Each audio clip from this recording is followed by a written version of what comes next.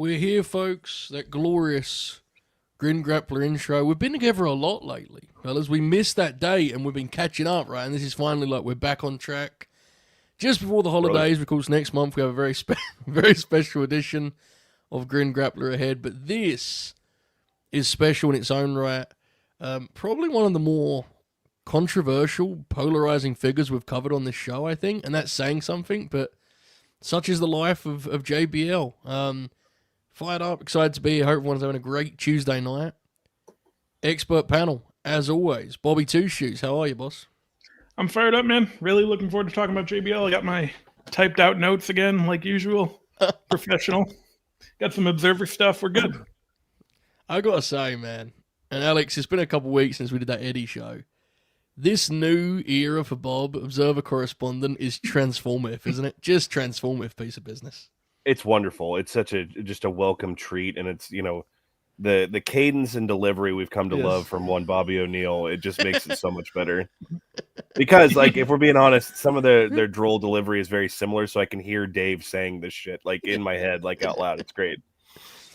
Yeah, there's been the Eddie one had some doozies. Alex, how are you tonight, mate?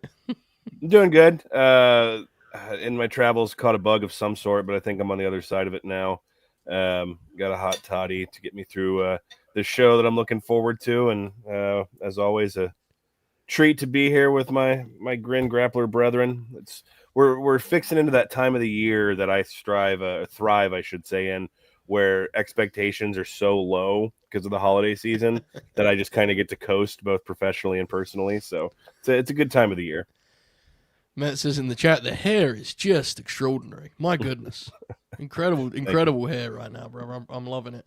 I'll tell you who's rocking some hair. Look at the Oracle of Wrestling over there. Noog, look at him. In the prime of his life. Oracle, how are you? Yeah, I guess, I turned 33 years old next Monday, the same age as Christ was when he died.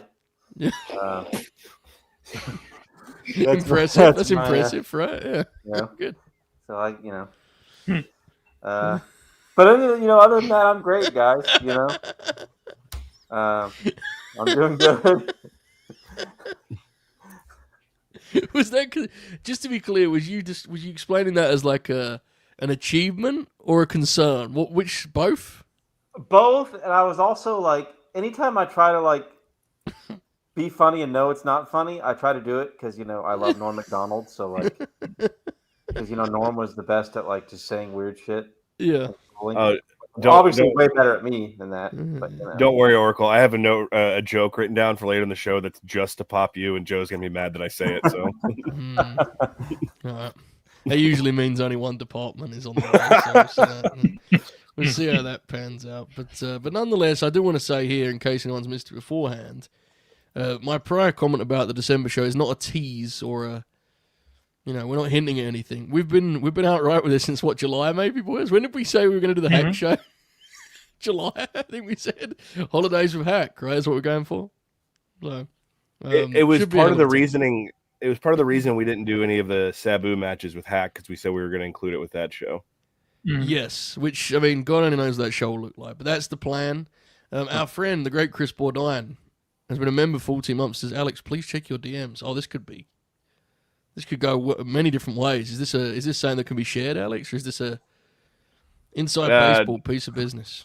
Yeah, I'll share it in our direct chat here. Okay, tremendous. Thank you, Chris. Bourdine made national headlines recently. I saw he did. Oh yes. What was this? He was present. He appeared on the Pat McAfee show, I believe. Okay, who are we saying he looks like here? Now I'm truly intrigued. Or was he actually in the audience? What happened here? Please explain. He tweeted something about the Lions, and oh my God, really? He got posted on the show, and then he had a whole conversation on his tweet. Oh, that's superb. I had no idea. That's tremendous. I thought you were saying that he looked like someone. I was delayed my pop. Yes, and he'll be on the Grin on Friday. We're doing a little brand supremacy action. He'll be there on Friday. He and Adonis' first show together, so that should be very, very fun. And good times ahead here on the Grin, folks. Much happening. Holidays ahead. Was it Thanksgiving this week, right? Thursday, right? Thursday. Wow, My goodness, there you go. What better way to celebrate the occasion than talking about John Bradshaw Layfield, a true American hero. With that in mind, let's dive in as we always do. Let's talk about our JBL fandom. I have no idea where we're at on this one. No clue. Bob, I'll start with you. Before I do, though, any advice for someone that's just really fired up about the episode ahead? Yeah, you go ahead and smash that like button right now. Give us your confidence that we'll have a good show. Excellent. And take it away, Bobby. So yeah, I mean, my first exposure to him was SmackDown 2. Obviously, he was in that. I believe he was in the Acolytes Protection Agency at that point, and it was on his loading screen. I didn't know what Acolyte meant, so that was it tripped me up for quite some time. And then when I started watching in 2002, Catholic or Episcopalian by not saying it specifically. Yeah, so by 2002, he had, I think, like just split up with Faarooq. I know they get back together, obviously, but he gets hurt too. Like he wasn't really on my radar until I guess he helps Austin, like right before Austin leaves on Raw in 2002. But he wasn't really like a featured guy on my radar besides, just the tag stuff when he goes back to SmackDown and they bring the APA back, and then just everything from there in 2004 and stuff. As far as being a fan, yeah, I mean that took longer too because I hated him, watching back then, which was the point. But yeah, I didn't really grow to appreciate him for quite some time. This is going to be interesting in the sense that he is someone who I think, the pendulum has swung in extreme directions with him, right? In that at the height of his run, the smart fan, quote unquote, and nothing wrong with this because I think a lot of it was actually quite bad. They hated JBL, right? Over time, it appears there has been a slight shift in sentiment. Not slight, actually, an extreme shift in sentiment. And now I think it's gone so far in the other direction, people don't even realize that there were issues with his famed one-year title reign. So we're a little bit all over the place when it comes to JBL. Historically, of course, there was more O'Gate, and I know that, was something that really resonated with Alex. So much to discuss in the evening ahead, Alex. What about you? Your JBL fandom. Take it away. We'll also have to do our due diligence to discuss the Joey Styles gate in regards to JBL Excellent as well. point. So, yeah. It's funny, the timing of it with our first match. I remember my first memory of one Bradshaw was, longtime listeners may know, as a young child, my dad took me to SummerSlam 1996, and after Savio Vega and Owen Hart had a match, Bradshaw hit the ring and just beat the shit out of Savio Vega. And I think I remember in my mind thinking they debuted a new guy. And as we'll talk about, a little bit of an underrated look, that original Justin Hawk Bradshaw incarnation. But then, yeah, he went through iteration after iteration. And the Hawk Bradshaw thing doesn't even last long because the new Blackjacks are around by WrestleMania 13 in 97. So he was just around. He's a big fella. Had some matches. I remember the Acolytes and never being able to figure out what the symbols on their chest meant. And quick shout out, one of the funniest things Steven Richards ever did was he tried to join the Acolytes and he showed up with the UPN logo painted on his chest. That was on a pay-per-view, I think. But anyway, the APA, I remember, is when I really started paying more attention when we're talking about, the drinking and playing cards backstage, that whole thing. And the gimmick of the APA was awesome, and something that I don't understand isn't a constant in all wrestling promotions. The shit kickers that don't necessarily wrestle, but both baby faces and heels can employ them to do their dirty work for them. I think that's a pretty cool concept that created some pretty memorable moments. I mean, the Taka Triple H title match, they're a big part of what makes that so exciting and fondly remembered.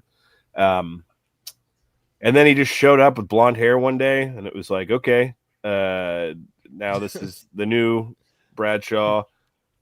And then he became a world title challenger. I think it's not dramatic to say overnight, and became a main heel in the company for several years, and just one of the more bizarre examples of Vince he's been here a while, so but what's the other? It's Jinder, right? Jinder and JBL are probably the top two in terms of just random Vince got an idea. Think Jinder was crazier, I think. Well, yes, because obviously up until that point, Jinder, God bless him, hadn't had the longevity of JBL, but free MB with no APA. No, not at all. But whatever the case, and then he became a commentator, and that would have been. I love it, Michael. Ball game. All the times he fucked up Barley Gorman's name when commentating Wade Barrett's matches.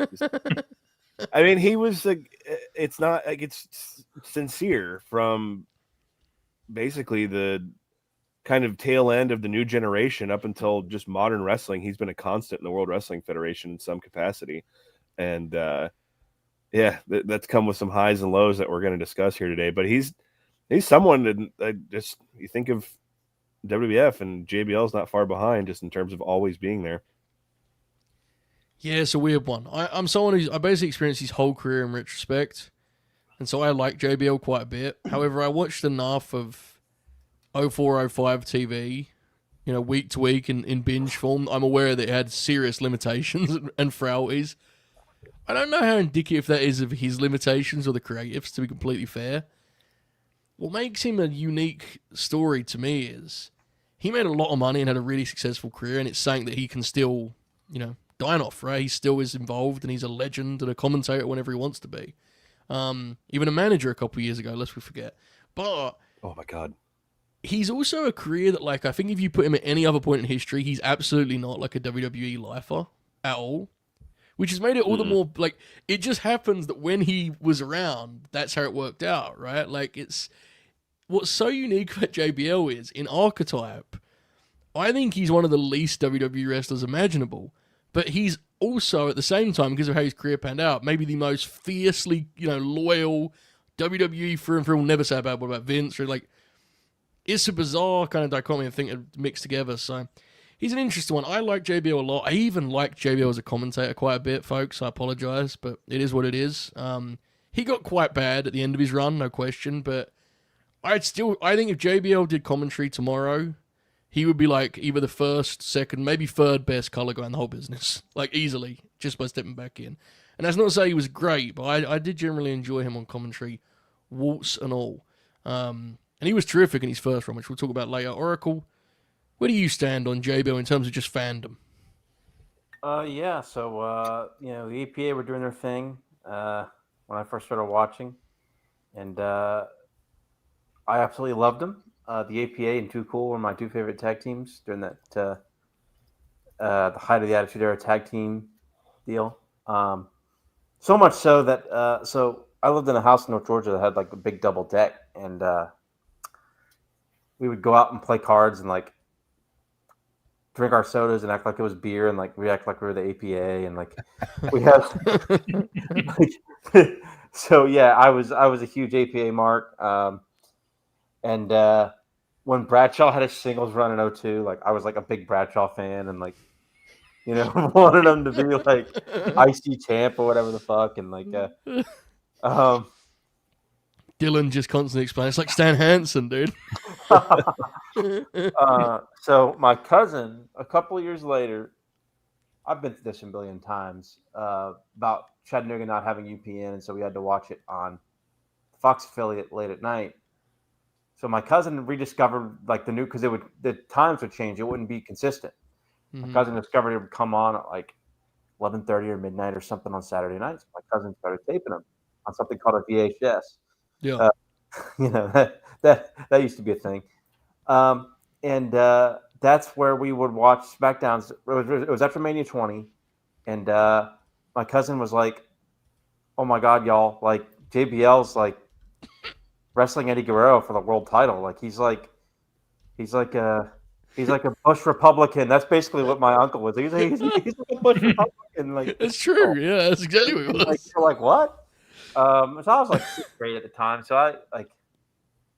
And I remember it was just like really weird, and it was so bizarre. And like Alex is not joking; it was literally overnight. Like, yeah, it was like what?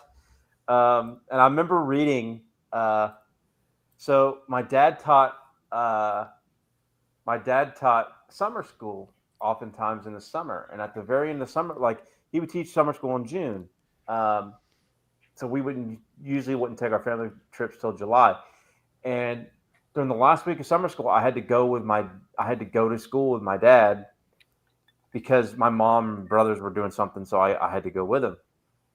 And like they're doing like final exams for summer school because this is and this was the Monday after Great American Bash 04. And I remember looking up and seeing that JBL had won the world title or the WWE title from Eddie and like going, what? And then I also remember another teacher at summer school seeing me look at like Tori Wilson bikini pics on the fucking, and she was like, you can't be on there. God bless. But so all that happened in one day, classic me.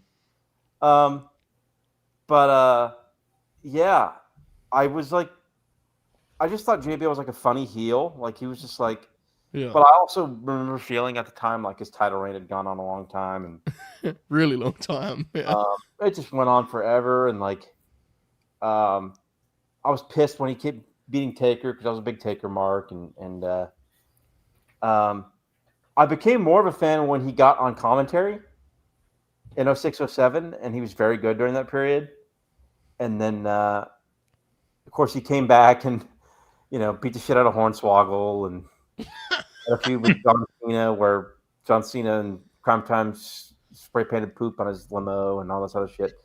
And then, of course, he had the classic program of, we had the Great Recession. So we decided to do to the angle with Shawn Michaels. He was good stuff, man. Very good. But yeah, and of course I liked his commentary run. But yeah, I mean, I am a big JBL fan, to be honest. At this point, he pops me. I remember when he was a manager a few years ago, and as Joe famously pointed out, his clothes didn't fit him, and it popped us both, and it was great. He's understandably divisive, and not everything about him. I mean, come on. I mean, he's especially in his latter commentary run. Some of the stuff he was saying was totally Vince pilled, threw Vince's mouth into his ear, out into the audience type of thing. But an absolutely fun pro wrestler, and I think these 6 matches really represent how fun of a wrestler he could be. I think we had a really good selection here. Yeah, the more you explained your stance, the closer we're on the same page with this, and that like I get why people don't like him, and I don't even have any intention of pushing back on it, but I do think he can be really funny, really, really funny. And there was a couple moments in that last Raw run. There's one where he like sees Johnny Gargano, and it just made Oracle and I's month and year. It was just, it was very, very fun, very, very fun. But he's sharp. Oracle's right though. He was one of those guys like Michael Cole where you could tell when Vince was barking instructions at him of what to say. Oh, for sure. Yeah, 100%. I don't remember why. I feel like I've called this out before, but one that always sticks with me is the SummerSlam 2016 was the night after the Diaz-McGregor rematch, and they copied the security wall for Dolph Ziggler and Dean Ambrose, and they call out like, "Oh, it's like the fight last night," and there's a pause, and then you hear JBL, "Yeah, but both these are full-grown men," so. Vintage. So this was a little bit of a complicated one in terms of acts, right? The JBL act is easy.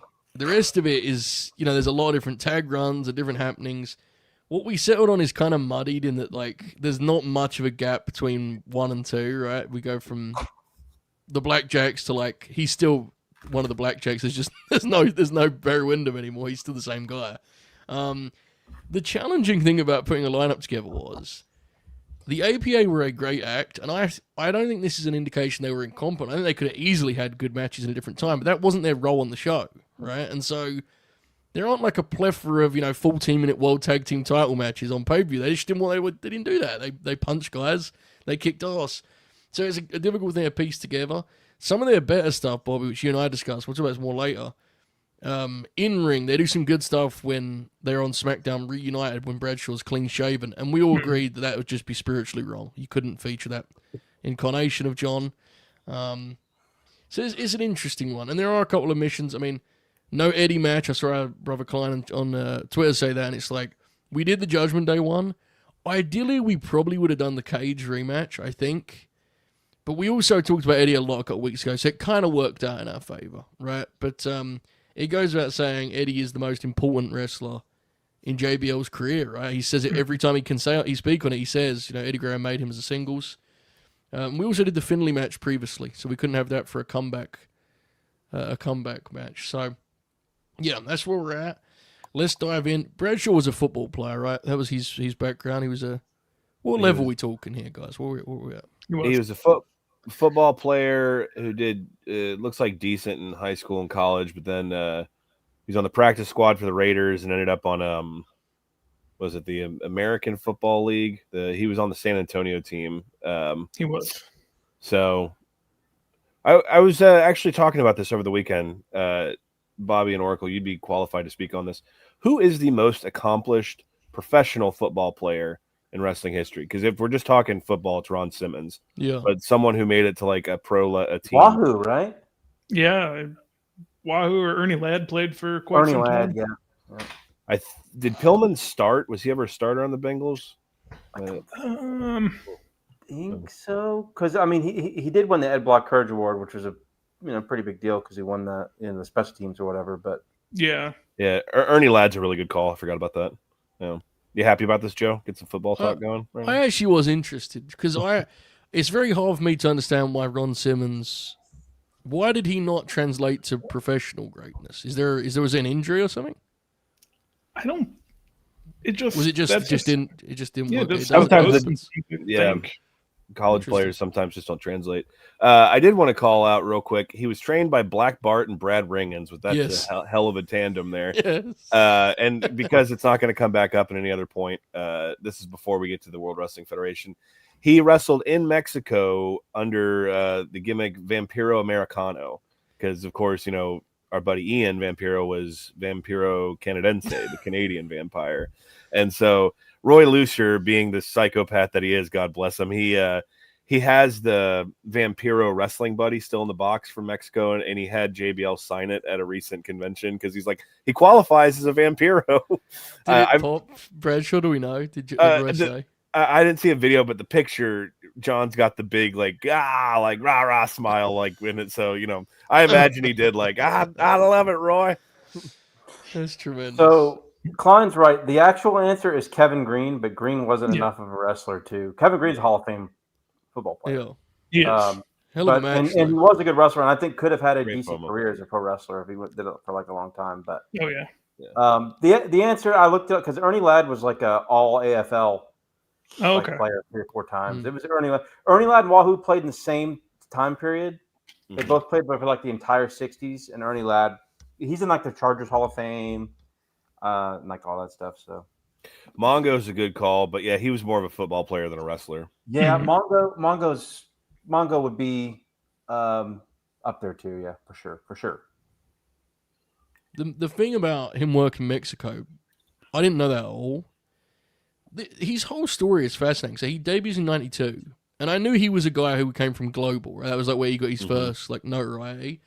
And fittingly, he teamed up some with Bobby Duncum Jr., which is makes the match that we picked all the more suitable. I think later on.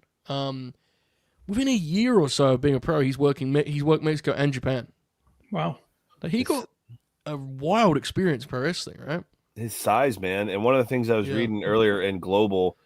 When he was teaming with Bobby Duncum Jr., they I guess had a feud or swapped the tag titles with fucking Ian and Axel Rotten, the Bad Breed. So he did some stuff with Kevin Von Erich too. There's a point in time where I would have paid top dollar to see an Ian Rotten JBL match. And, I know that's true. That's absolutely true. It's just I guess he would be one of the last guys that had a chance to do that, right? A real chance to do that, where because there's a story coming up, but we'll get to it now. So he works in Japan and Mexico. He also works Germany, which I knew because that's where he becomes a huge mark for Finlay, which would later, translate them having the Mania match. And he's such a fan of Finlay because of that time in Germany. He works Wrestling and Romance, Temuru's promotion. He was intended to work Smoky Mountain before Smoky Mountain closed, but it closed before he could get in, and he went to WWF instead. So he had a kind of a crash test of the last of the territories in some ways, it's interesting. And it's funny, just you look at it from his size perspective, because you think about that same era of guys and some of the big standouts, Sabu, Jerry Lynn, Lightning Kid, but just JBL was such a big motherfucker that's we'll figure it out. Just send him around. It makes sense there'd be immediate interest internationally, right? Like the big Texas, brawler, bruiser, like it's with a football background. It makes a lot of sense. WWF, he lands there in December 95, debuts on TV in January 96. He is, of course, Justin Hawk Bradshaw, which recently, Alex, I don't know if you saw this, got an action figure to celebrate the run. This is a good one. Yeah, it was one of those runs where you go, man, they made that figure. No shit, yeah. They haven't even made a lot of JBLs, I feel, which made it even funnier that they made a Justin Hawk Bradshaw. But the things JBL would make fun of Hawkins and Ryder for, the idea of like all different gear and stuff, is the reason they have 7 million wrestling figures and he has a couple dozen. Yes, absolutely. He is with Zeb Coulter, Dutch Mantell, Uncle Zebekiah. And this is, we wasn't going to find a good match from this run, so I thought what we settled on was really perfect, right? I don't think it could have been any better. Now, before we get into that, our guy Matt in the chat has been a member for 3 months, and he says, JBL weirdly is a guy who benefited a lot from clip-based consumption of wrestling. Week to week, the JBL run could be grating, but in clip form, it rules. I think that's I think it even goes for commentary. In the first run, I think he was genuinely very good. But you'll see clips sometimes of him yelling at Michael Cole from 2014 and go, God, he was really funny. But if you watch the whole show, you might be less bullish. I think that's a great point. I agree with that completely. Are there any other wrestlers that come to mind that fit that description? They benefit from the clip game. Who do you think? Yeah, every single one of them that does flips. Thank you. Yeah, I was going to say Ricochet, but I thought that'd be me. I meant traditionally, guys. That wasn't a chance to do a Dynamite review. I mean, historical figures. Like, what about, I think... Okay, yes? A lot, like this, we've had this conversation before, the four of us, but, like, there are a lot of the classic Japanese wrestlers that, like, Misawa comes to mind of a lot of younger fans celebrate him because they think they're supposed to, and they see, like, the elbows and, like, the fucking, the gonzo bombs and shit. But there's some Misawa matches that are plotting, and I think a lot of people would find themselves bored by. I agree. Yeah. And Tenryu is another one like that. And take it easy. Well, we love him. I'm just talking about like if young people watched it, they would find Kawada's another one too. Yeah, he did some awesome shit, but his matches sometimes took a little time to get going, and which I'm all for that. Greg Valentine's the inverse, and I love Greg Valentine. He doesn't exist in any clips. You got to get a 40-minute investment going. I definitely think there's truth to, like, there's modern fans that hate guys that take their time now, and their favorite historical wrestlers are guys that took like 15 minutes to warm up. I definitely think there's truth to that. Yeah.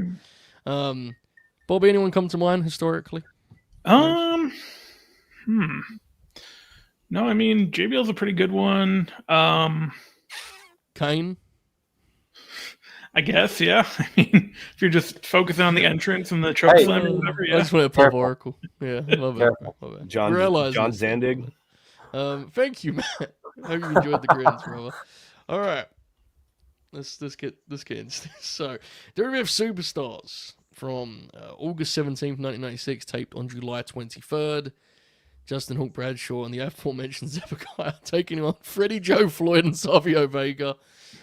Savio is like the chief and almost only rival of Bradshaw in this run, I think. I think they just work like 100 times in different settings. But here we get some Tracy in there. I mean, this is just... There's a lot going on here, Oracle. What did you make of this piece of business? Okay, so the match starts. First of all, we get Bradshaw doing rope running spots and fucking Savio. Yes. Which serious rules. athlete. There, like... We actually should have said, that's a great point. Bradshaw was a serious athlete, dude. Like, you see it and he's hitting the ropes, right? He and Savio are doing like a whole, like, rope running exchange. It gets really entertaining when they work over Tracy. Because at some point, I don't know what was going on, but it appeared that Bradshaw and Tracy were getting their licks in on one another. It did. And at one point, as Tracy's like down underneath the bottom rope, like acting like he's going to get a hot tag, JBL gets tagged in, and Bradshaw does a running, falling punch as hard as he can to like Tracy's head. Physical. Damn sure physical, dare I say. Damn sure physical. Yeah. So like at one point, I think Tracy like gets fed up with him and starts like throwing fucking punches and shit. And like, if you know the backstory of Tracy's brothers, he was not a dude to fuck with. Mm-hmm. So like, like Bradshaw. I don't know what was going on over here. Maybe Tracy just told him to look at it, put his licks in or something. But this was pretty entertaining. Just just to watch. First, Bradshaw, like, because I mean Zeb's like involved, but he's Bradshaw does most of the work for his team here, Right. Yeah. Yeah. But it was fun to watch him do like high impact like rope running sequences and athletic spots with Savio, and then like do like the classic JBL horse shit where like he's like peppering in like maybe like unfair shots to his opponent, and then like this was a really good unique match that I'd never seen before. So it was very enjoyable. Yeah, definitely not a famous one, right? But I feel like a fitting representation of him in this run. And I agree with the contrast is fun because Savio is such a gifted worker. Like, he's so smooth. And Tracy's just getting in there and they're just lighting each other up. It's a hoot, Bobby. What did you think? Yeah, I had a great time with it. I think this is our first time watching Superstars and Grin Grappler, so that was exciting. I liked kind of just right from the jump, Savio and Smothers are just kind of getting right after it, and they're cutting off the ring, doing all that stuff, just keeping JBL in there. And the finish is pretty cool too, where everyone just kind of loses track, and Bradshaw's busy fighting off everyone, and Savio just rolls up Zeb. And I think it's a good finish. I think it's a fun 6-minute match or whatever for Superstars, which probably it's not a show that's having good matches. So whenever you can get something that's entertaining like this, it's a win. This is still a weird, like, different time in the WWF too, where they're still like trying stuff and just trying to figure out what the fuck's going on, and they don't really know what their TV is going to look like. And at one point, Tracy throws these little like back fists, and Vince is audibly angry on commentary. Just hates them. You can tell he hates everything about Tracy's whole presentation and vibe. It's just, it bleeds through and he's announcing, which is, of course he does, right? But they're trying shit, man. It's 1996, what's going to happen? Alex, this was when you found this when we were looking for our lineup. We both were like, yes, let's do that. Yeah. Just yeah. Oh yeah, it was a lot of fun.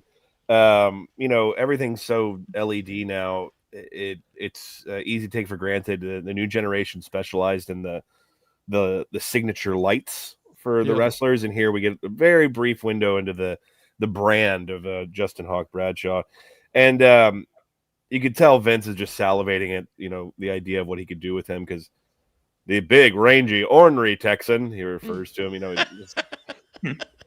Just left out stinky. That was about it. The tandem offense of Savio and Tracy here is really funny because they do a double drop kick, and Tracy is in the lights, man. He hits this beautiful portion of his, and Savio makes it to about fucking JBL's quad. And so it's a funny visual. I forgot that Bradshaw in some of his early days, and it's in kind of in the next match we do too, he was a big loud wrestler. He was a big grunty, when he did slams and stuff. We were talking about his offense here being varied from what we would become used to. He would just bust out a senton at one point in this. I was like, holy shit. Yeah. And then it's not even like an homage. He just straight up gets up and does the Stan Hansen youth thing. Like, he just straight up, which he does in one of the other matches we discussed. Dutch Mantell tags into the ring, and Dutch was never Roddy Strong between the ropes, but the most territorial heel offense you'll ever see. A few punches, knocks him on the ground, does the boot scuff, taunts the crowd a little bit, taunts the other guy, gets in, makes his tag out. And to your point of Vince getting frustrated on commentary, he goes, Uncle Zebekiah, who I would say has seen his better days in the wrestling ring. Tracy clears approximately 3/4 of the ring on his hot tag when he jumps to Savio. I mean, we're not here to talk about him, of course, but it's the first time I think we have on Grin Grappler. And man, talk about a guy, especially at this point in the 90s, just maximized any opportunity he had, and he's really going for it here. And he gets the crowd by the point of the hot tag. They're excited to see Savio get in there and clean house. And then, the roll up, and the babyface team wins. It's an easy TV wrestling match, man. And in 2025, just reading the names on paper, it's like, what? But, if you've never seen any four of these guys work, you can watch this, but that was a perfectly fine TV match. Yeah, it's fun. There's a hilarious boot in the post match when the babyface is celebrating and Bradshaw just kicks Savio in the back. It's glorious, Yes. glorious stuff. It's a lot of fun. Bradshaw's aggression is very much already there. Yeah, it's interesting. Interesting one. The commentary team for Summer '96 is a bit kind of like it'll scramble your eggs a little bit because it's McMahon, Henning, and JR. And Henning at one point, of course, says, I like Zebekiah even though he's from Oklahoma. And JR just, well, calm down now. Yeah, he doesn't will hold on. Yeah. Do you guys like Hennig as a color commentator? Because I don't know if I do very much. I'm always hesitant to say that because Kurt Hennig, but I don't.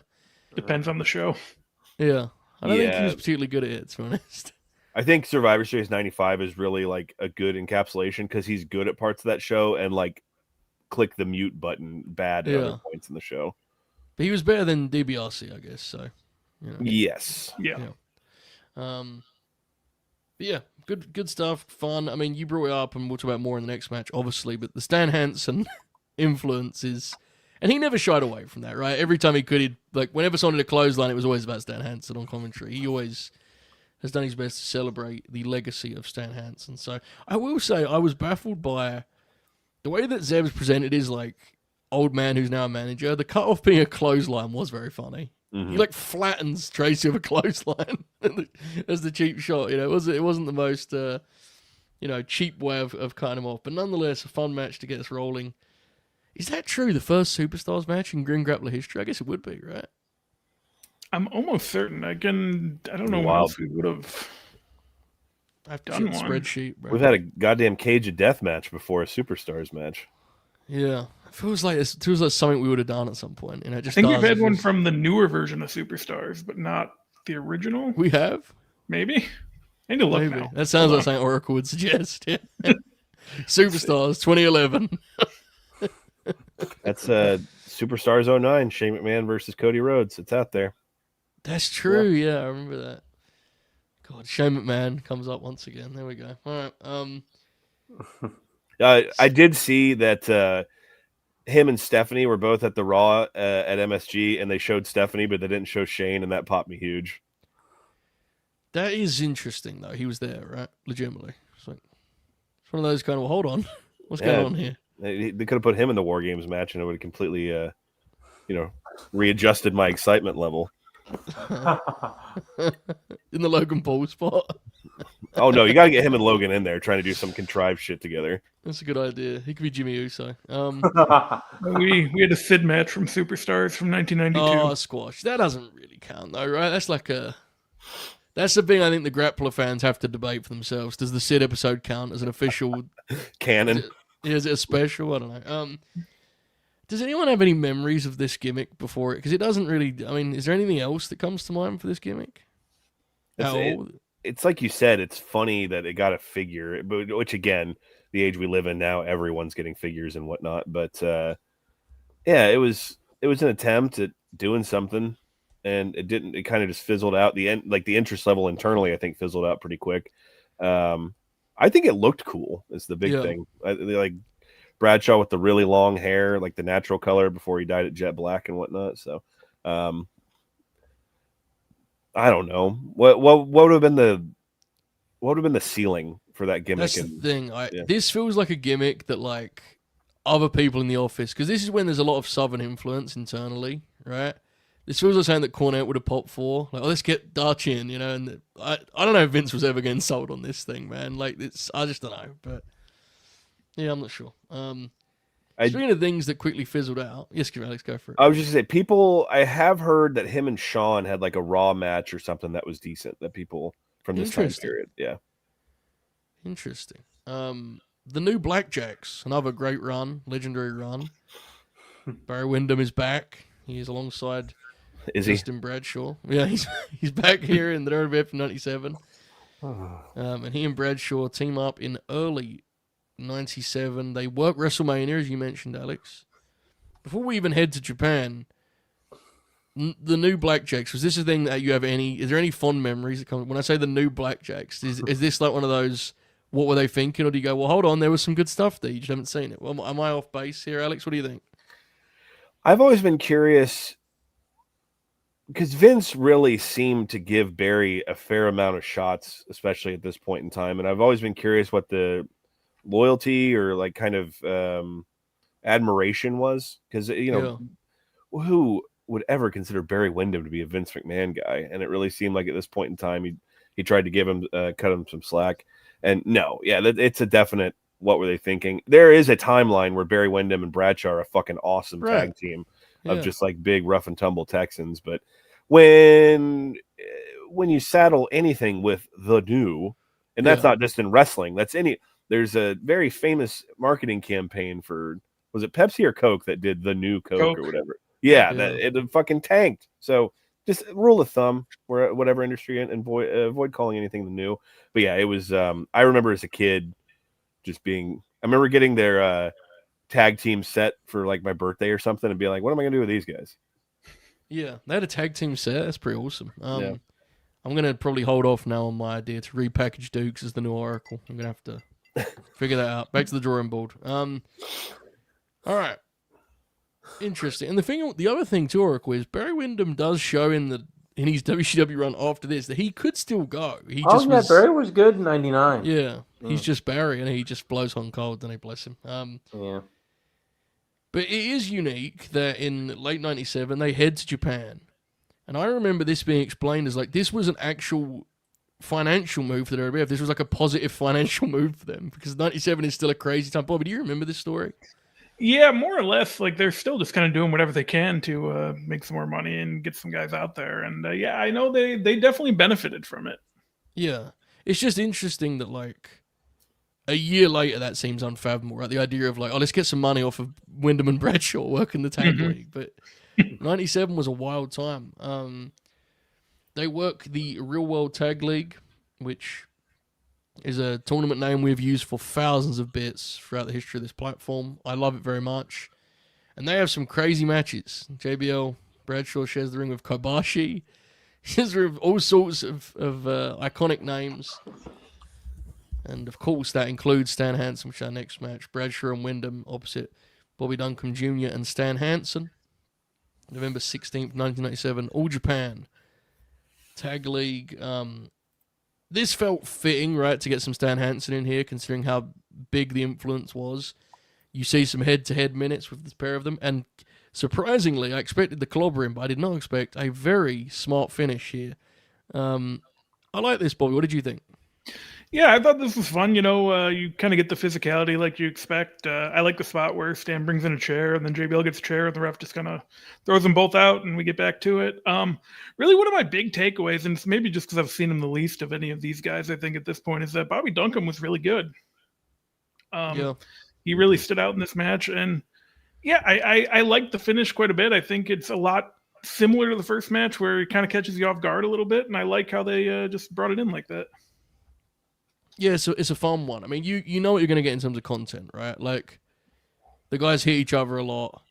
There's a lot of grunting and ball-like physicality, but there is some cute touches, and it's just, to be honest, there's a lot of novelty with this, right? It's pretty cool just seeing them in this setting, and more specifically, Bradshaw and Hansen in there is a cool thing. Windham and Hansen is a cool thing, for that matter. But I agree with you. Bobby Duncum Jr. is very good in this match. Alex, had you seen this before, and what did you make of it?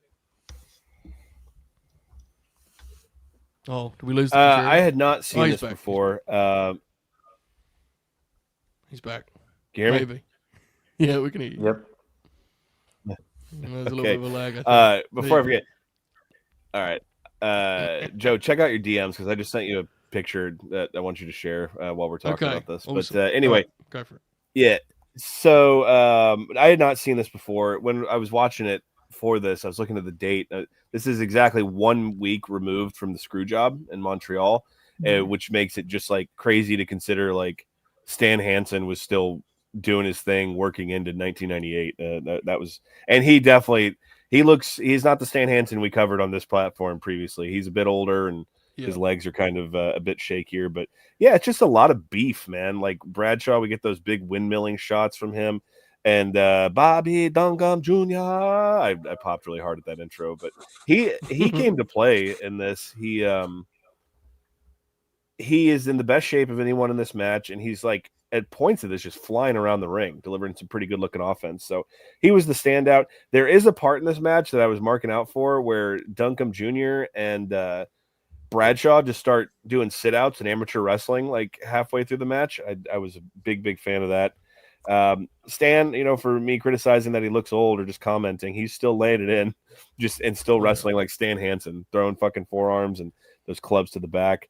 There is a part I love the Japanese wrestling crowd that also like it. They're not super invested in a match where if someone screws something up, they'll laugh at what's happening. And there's a part where like Duncum Jr., I think he's going for like a Boston Crab or a sharpshooter, and he kind of falls over and the crowd laughs at him. I found some levity in that.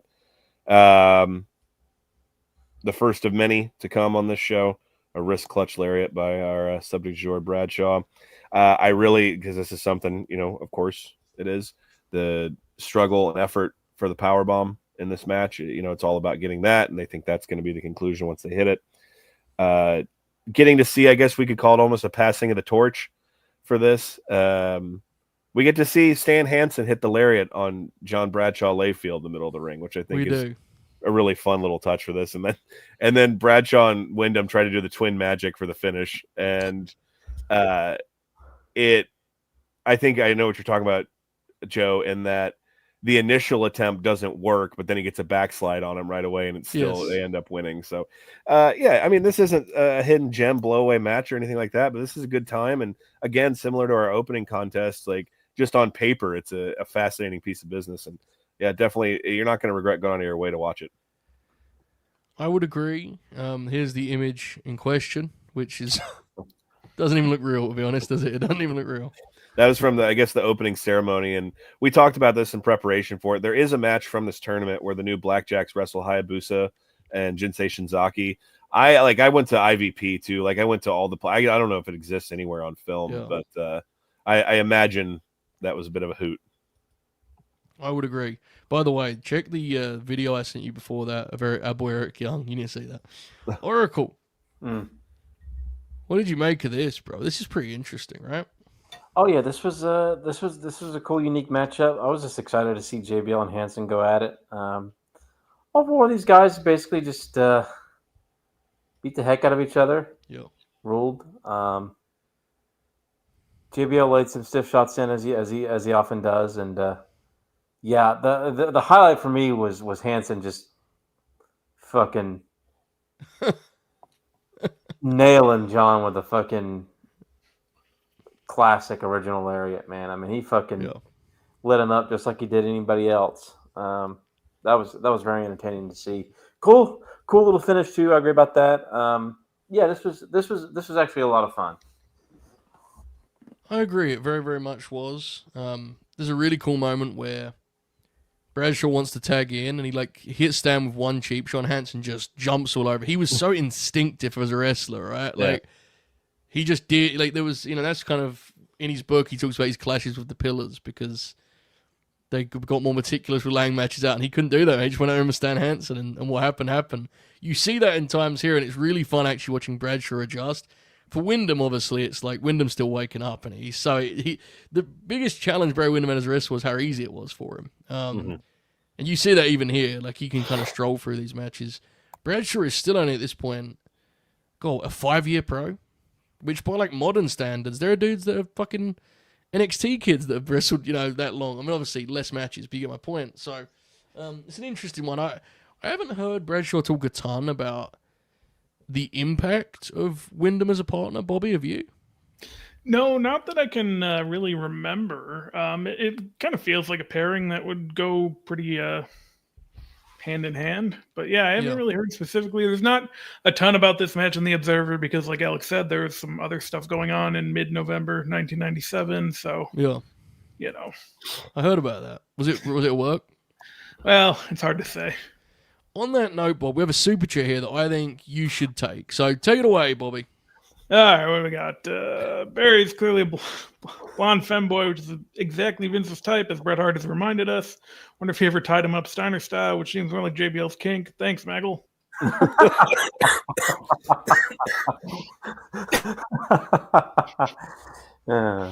New member too, John. So there you go. Beautiful. Yeah, Repeat business. Oh, shit. Thanks, Bob. Excellent work. All right, there we go. So, hell of a match here in the to round out round one, Act 1, I should say. And yeah, I liked it. I like this match. Do we have any other things to call out? This put Act 1, this put an end to Act 1 when Windham is no longer Bradshaw's partner. Anything else you want to call out match-wise? I know there's not an onslaught of classics, but anything come mind that's notable? Anything all for Act 1, boys? What do you think? Yeah, fair. I don't know. I honestly don't. Like The Kobashi tag I is fun. watched all the Monday Night War stuff, and like, Yeah. I don't really. I remember like a couple of fun matches, but I honestly don't remember like who they were against or whatever. Yeah, the Kobashi tag's good, but Alex and I, specifically, I was concerned about doing a Johnny Ace match, and We'd have been here all night doing impressions. Yeah. Bob gets really excited. So yeah, that one stands out. I wish there was more. I mean, I don't know of any WWF Blackjacks matches, nude Blackjacks matches. Oh, not one. What do they do at Mania? They do a 4-way tag. It's a 4-way Yeah, tag. it's yeah. There's again, you want to talk about timelines. There's another timeline where Bradshaw and Windham wrestled Furnace and LaFon and just tear it up, but it was not to be, sadly. Had to settle for the gold wins and the headbangers, bro. It is what it is. That's life. All right, Bobby, any to call out, mate? Any matches come on? No, I don't believe so. I do have one more note about his football career that I didn't get to earlier. Yes. So the 2 years he was in San Antonio, he was on the offensive line, and his quarterback oracle was Jason Garrett. Oh shit! Wow. And they were coached by Mike Riley, so it's just kind of the same people who've been around Wow, football for the Mike past Riley, 35 too. years. Shit. I know. Bob, you tell a great story, brother. Can you tell the people a story about how they can show us they're enjoying the stream so far? Yeah, if you're having a good time so far, you go ahead and smash that like button. We've had some football talk. We've had some super chats. We've had a little bit of everything. Wasn't Bradshaw Yes, he take his was. opponent on the Raw? Oh, there you go. All right. Mankind debuts. That's pretty cool. I didn't know that. So I guess there are matches of note. They just haven't got any reputation, I guess, in terms of being matches, right? It seems like. He just kind of floated around, didn't he, really? And with that in mind, he no longer is with Barry Windham, but for our next match, he's very much still that version of Bradshaw.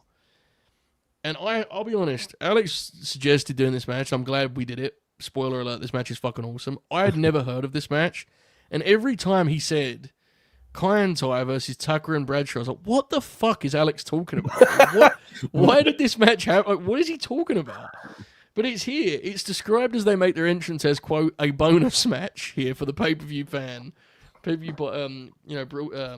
purchaser. So, okay, firstly, before we even talk about the match, Alex, what is happening here? Can you explain why we're here, please, if you can? So Taka, I mean, he's still the light heavyweight champion, and that's a different discussion for a different point. But Vince had already lost interest in the light heavyweight division, that whole thing. Right. And Kai and Tai they came in to take out Taka, I think was the original idea, with Wally Yamaguchi and whatnot. And then like there was just the odd couple tag team with Bradshaw, which this wasn't just like a one-off. Like I remember from the time there was like a magazine article like spread about how Bradshaw was ingratiating Taka to the United States and teaching him about like the culture here and everything. So this was kind of what they were going with. And this, I imagine this had to be like a house show touring match or something like that. But they certainly go all out here. There was Taka, and we'll talk about our boy Bradshaw. He's on one in this match, but that was the extent of the story. To my recollection. Fascinating piece of business. This is Over the Edge, May 31st, 1998. The event headlined by one of the greatest WWF title matches of all time. True. Absolutely true. Bob, had you ever seen this before? Wow. Lost for words. I must have, because I've seen the pay-per-views. Uh-oh. No, you're back. Yeah. Back. Okay. Yeah, I've seen the pay-per-view start to finish, but I didn't remember this match. I really only remember, Austin and Foley, and I'm glad we included this as the second best match on the show. It rocks, dude. Now, like, Bradshaw is it's awesome in it, but the guys go nuts. Here, go on, Bobby. Yeah.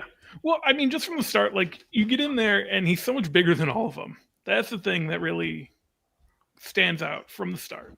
And the first thing they do is he press slams Taka onto the other three. It's just like, all right, this is what we're doing. And the whole match really is just built to his hot tag. And then once he comes in, he just fights all three of them for like 3 minutes. It's great. It's like a, when you're playing like your little cousins and stuff and you're just like dominating them athletically, basketball, football, whatever, just swatting them away, fighting them off. That's what it looked like, man, because he's like 8 inches taller than all these guys. Dominating them athletically Oh is my God. fucking incredible, dude. I'm just imagining like it's 2010. The skyline of Chicago's in the background. Bobby's with his cousins on Thanksgiving. Fucking like Just dominating them athletically, bro. Just swatting shots like he's Matumbo, like just. Yeah, they got a football. You just punch it out. They're not holding that. They're not securing it. But yeah, so that was really the thing. And yeah, it's just really built towards the hot tag, and then he beats them all down for a little bit, and then he loses because he gets hit in the dick. True. All true. Most of it anyway, true. Oh, they're not holding that. They're not securing that. Is fucking awesome. Oracle, this match is pretty fucking awesome, man. The guys go for it. They make the most of their little bonus match, don't they? yeah. So I this was one of the shows I would rent from like Blockbuster in like 2001 a lot. And I remember like enjoying this match because there were like dives and shit in it, and I was thinking like the Bradshaw Taka team was funny because like the size difference or whatever. Mm-hmm. I love the spots. My favorite spots are when Bradshaw pushes. I think it's men's Teioh into the Taka moonsault. He pushes him into the moonsault so he can be in the spot. And then there's the what does he do? The release. What is it? The dragon suplex. The tiger suplex. Yeah. Yeah, tiger. Thank you. Yeah. You know what? I've watched wrestling for 25 years. I always get those two mixed up. Sadly. He flies on that, dude. Holy shit. Dude, he fucking launches. It was it Togo or was it Teioh that he did that? It was Teioh. Yeah. Yeah. But yeah, this match is very entertaining. Just a super fun match and an absolute tremendous Bradshaw highlight just for his offense and his interactions with these guys. How about that part where Funaki's like trying to shoot a single leg on him, and then he catches men's Teioh coming off the air and like body slams him with one leg, and then power bombs Funaki. Fucking awesome. And but it does two things at once because they established that Kaientai are terrified of Bradshaw, which pays off with a hot tag. Mm-hmm. But they still, when Bradshaw's in the apron, they still get to do all the speedy, fucking slick combination sequence and stuff. Like, this ticks all the boxes. You can tell the announcers are like torn between putting over the stuff they're supposed to put over and going, "Well, hold on, this is fucking good, right?" Like it's an interesting reaction. The crowd gets with it too.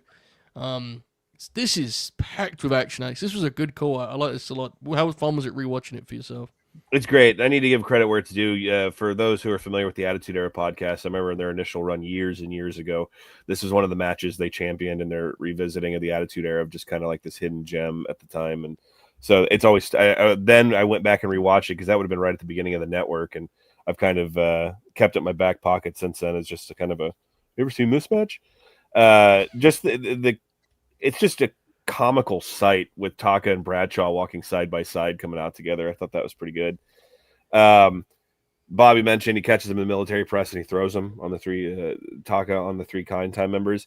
Taka manages to land on his feet and without missing a beat does like a discus punch on Wally Yamaguchi, and the camera cuts away right as it's happening, but Wally, his cell, he does a full 360 and then into a front tumble on the entranceway. Just a true student of the game. Look, we've talked about Jerry Lawler's commentary before. He was usually grating and usually not funny.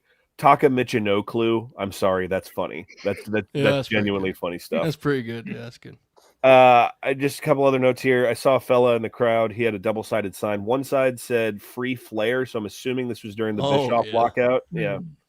And then the other side of his sign, which is like the most fucking indie mark shit possible in 1998, it says Taz fears Rude Boy. And Rude Boy was a ICP, one of their wrestlers, and he was kind of a deathmatch guy at the time, an indie of an indie in 1998, not to be confused with Rude Boy Riley. That guy was on his fucking AOL boards, wasn't he? Oh yeah, he was. Yeah, he was. He had spoken to Dave many times on the phone up until that point. I think someone called it out in the chat, but man, how about Dick Togo's offense? What a great wrestler Dick Togo was. Awesome wrestler. Just so much snap and so much just impact. That flying headbutt he does at one point in this match is so sick. My note says here, inject this Bradshaw hot tag directly into my being, because he just comes in and he's beating the shit out of these guys, and it looks so cool. And like you said, the point that was established up until this point in the match is even with all three of them together, they don't want to fuck with them. Right. But they do get the point where they try to do the kind tie taunt where two guys are holding him, and then Togo gets on his back to pose, and he just like a monster just gets all three of them off. It's great stuff. And the tiger suplex we mentioned, and the crowd's really into it. When Taka gets in and does the taunt for the Michinoku driver, the crowd's hot to see it, and it kind of makes the ending a bit flat just as far as a crowd reaction goes. But yeah. I mean, this is a great time. Like, I'm glad we got to include this, and I'm glad you guys all enjoyed it too, because I think it's a pretty simple but very fun match. It just pops me. They don't even they feed the hot tag, but it's presented differently, where it's like they're more swarming him to just try and just slow him down, restrain him, contain him. Right? It's terrific stuff. There's just some of the moves you get here, like the fucking pole driver in transition in the WWF in '98. Like, the announcers are kind of going, "Fuck are these guys doing?" They're definitely hurrying against the clock, right? Like, the finish is flat as a result of that. They don't really have time to bridge their finish, but it is a hell of a time nonetheless. I'll be back in a moment, but we do have another super chat from my friend John. Bobby, take that, and then feel free, fellas. I'll be back in just a minute or so. If done, discussing this topic. Transition into the APA business, which I'll be back for in just a moment. Bobby, take it away. Okay, from John Burr again. Did anyone else's YouTube handle revert to their email when they logged in? Putrid practice. Factual. They need to fix that. They fixed it, and then they broke it again, and I don't know what they're doing. Does anyone remember Kind Tai's OG theme song that sounded like Smith-inspired Mexican pop? Sounds good as hell, honestly. I don't, but... That was I'm not sure I do. This might be a better question for Alex, because you were... I don't know about Kind Tais. I remember Taka is a ding ding ding ding ding ding ding ding ding, and then I remember the Kind Tai theme that would stick with Funaki, the ding ding ding ding ding. Yeah, I definitely remember that one. Yeah, that one. Yeah, that's the famous Kind Tai theme, I guess. I guess I'm not sure. Dick Togo was fucking awesome. That was one of my big takeaways here. Yeah. So Dick Togo had a match years ago, like 15 years ago, in Chile. He was wrestling around the world because Dick Togo is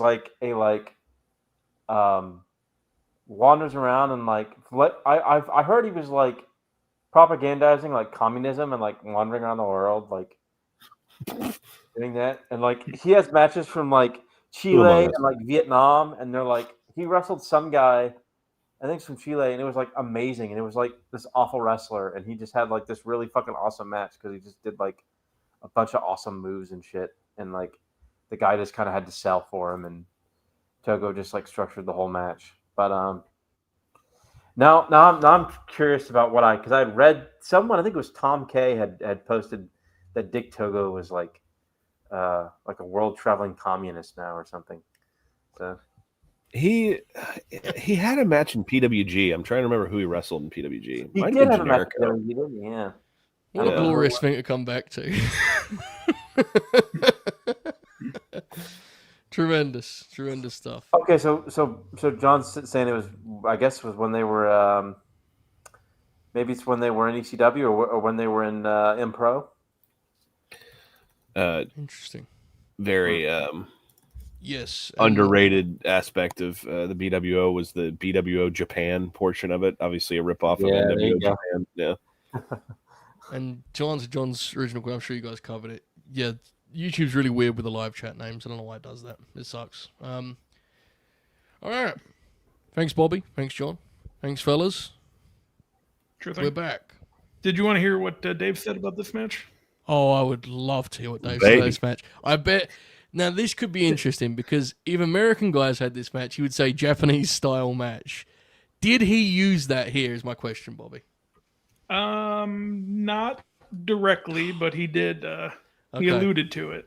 This is easily the second best match on the show, but had no crowd heat and was impossible to take with any kind of match because of the size difference with Bradshaw to begin with and how the size difference was played up, making the Japanese heels look like midget comedy figures, which made the match nothing compared to the level it would have been if they were in Japan, which was easily duplicated in the U.S.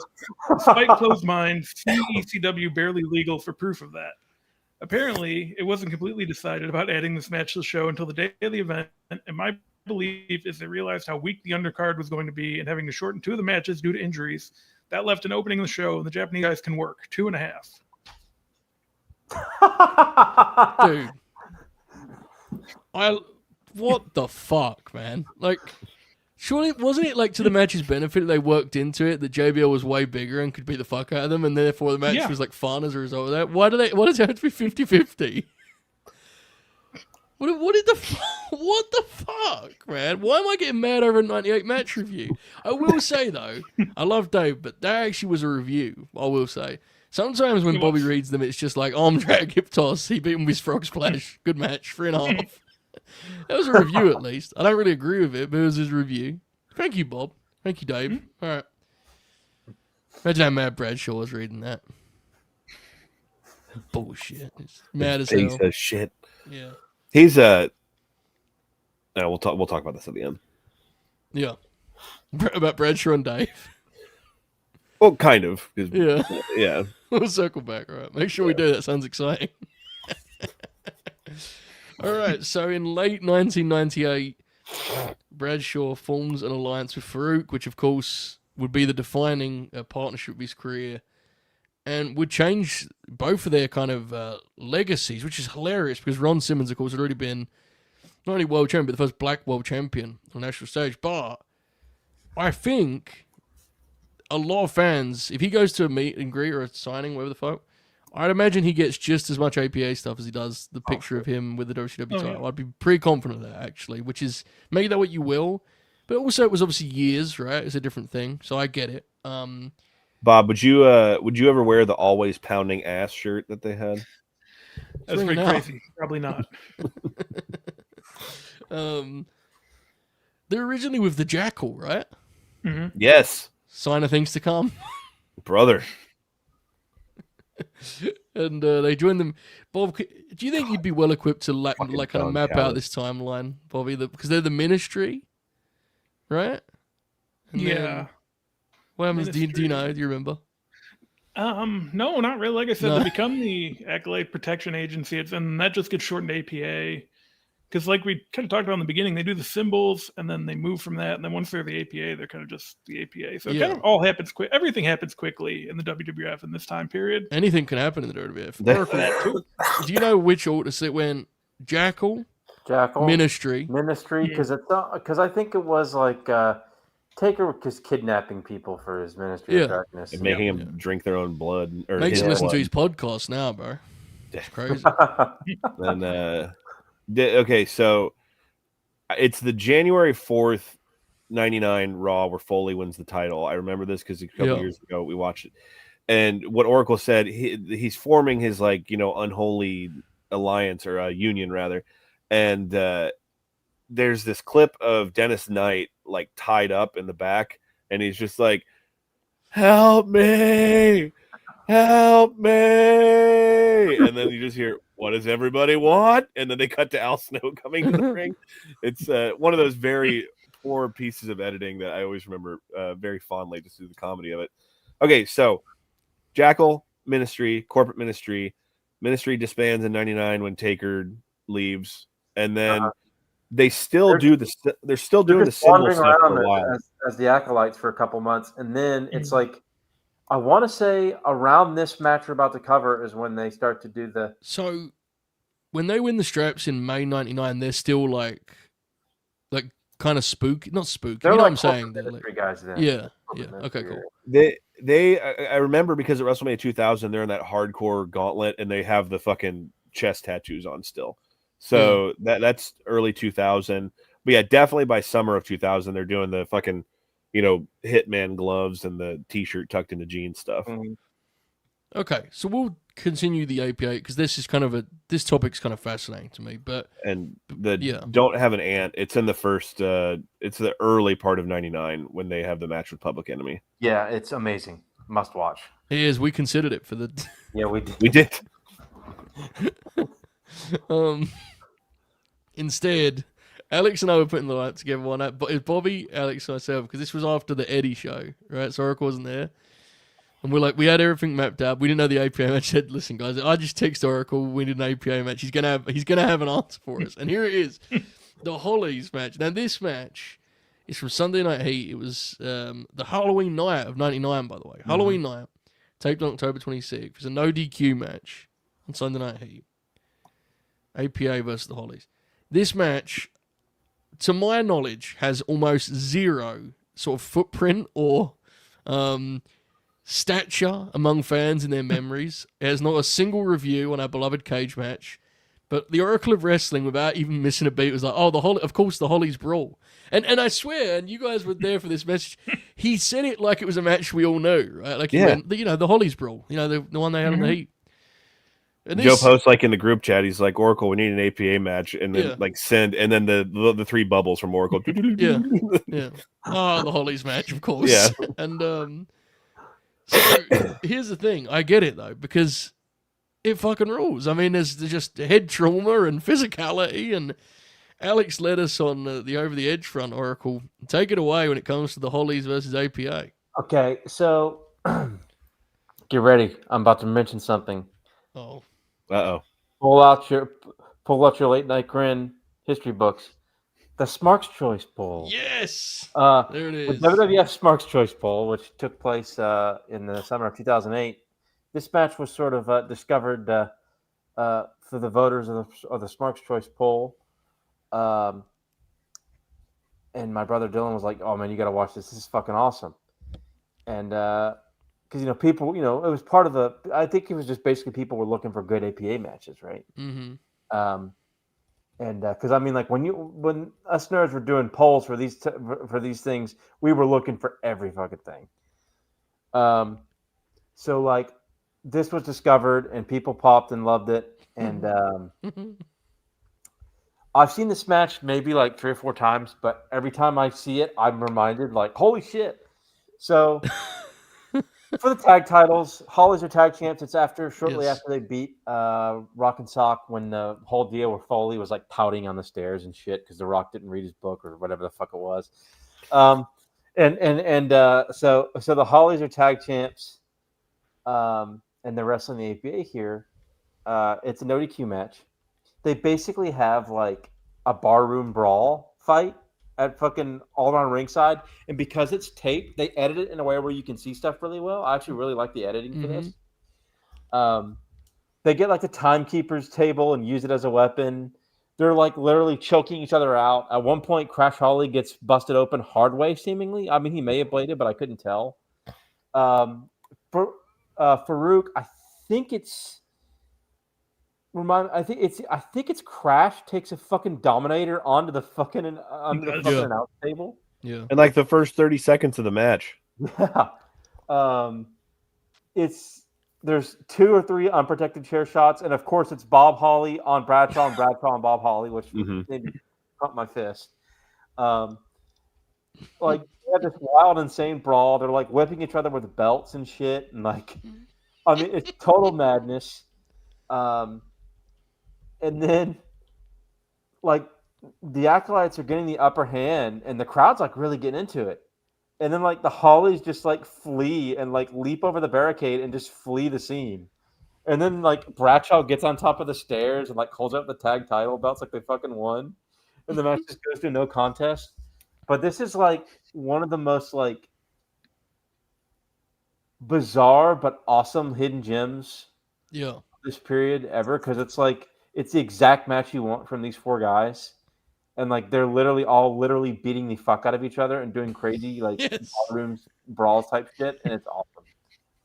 It rocks. It's one of those deals where like I can both see why it doesn't have reputation because of the finish being so just like what the fuck, but I also watched it and was amazed we don't see it clipped up more. Like the Dominator spot is bonkers, dude. And, and as you said, multiple. And I know that headshots with weapons then was a lot more commonplace. Obviously, things changed. But this match is 5 minutes long and there's fucking 3 of them. Like.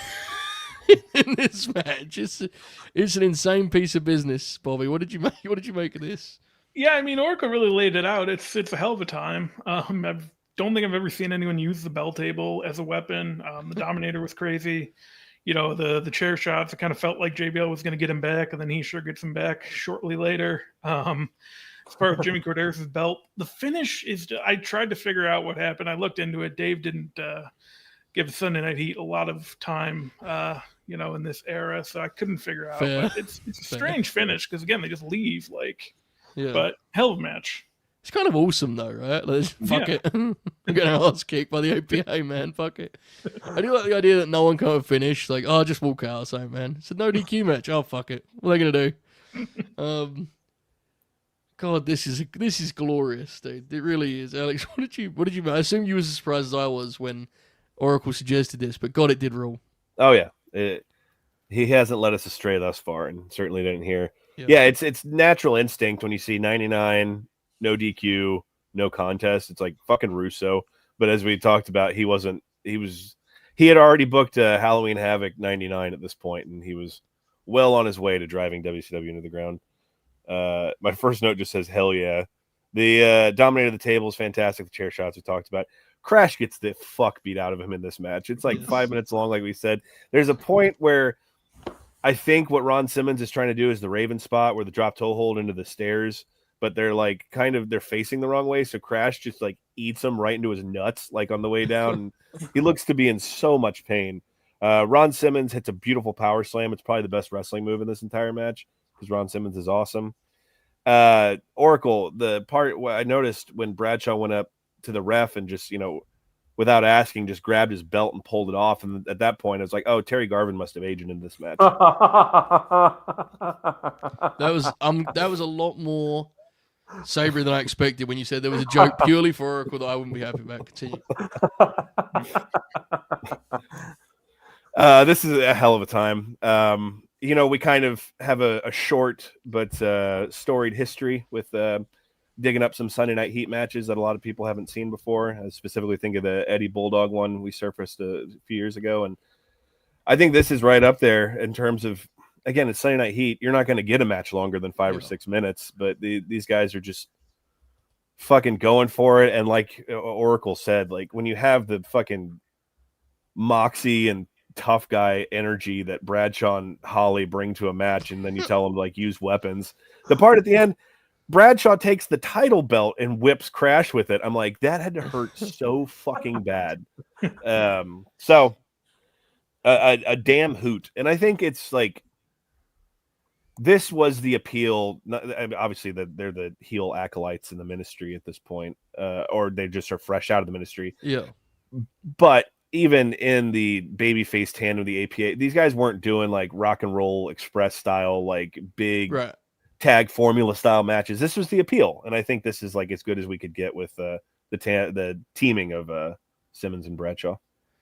So before we talk more about APA, because I do want to, even though we're going to have one match because of what you just described, I do think we should talk more about the team. Before we do, is this era the best example in the history of national wrestling, which is a shorter history, right? What we're looking at now, 4 years. The best example we have of like a mid-card that mattered. And what I mean by that is they don't have a catalog of matches, a lot of the mid-carders from this time, but almost all of them have like a shtick and a thing that the people are with, and they have a defined role. And I think the proof of that is, to be completely frank, look at how much people remember these guys from that era, right? It's crazy. Name 5 good New Age Outlaw matches. But this is, so like, I think what's going to happen is, it's hilarious and very on kind of in line with where wrestling's gone. To me, this era of guys are complete opposites to what happened in the 2010s, where I think the 2010s mid-carders are going to be remembered a lot less, but I think have a lot, had a lot more opportunity to have real matches and good matches.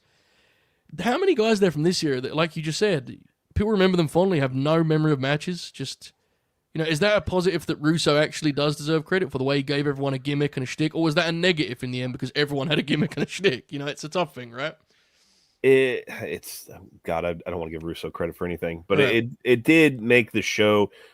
It made it feel like everything meant something, but then of course you could make the argument if everyone's special, no one's special. But Yeah. like, I mean, D'Lo Brown was a great a great wrestler, but Yeah. like, think of the way he celebrated and just like because of exactly what you're saying. And I think it's I think that's a byproduct of ECW kind of that I think the two big companies embraced was that, you know, everyone has a place on the card and it should be celebrated what their place is. But yeah, I mean, we've talked about many times 99 WWF is like product wise bottom of the barrel. Like it's really bad stuff, man. But everyone was so hot and over that like that age, that time period's remembered so fondly. And just like we're saying here, that APA, and that bleeds into 2000 because the crowds are still really into everything that's happening. Like, yeah, they weren't the greatest tag team we've ever seen, but people remember them fondly because their characters seemed like they meant something.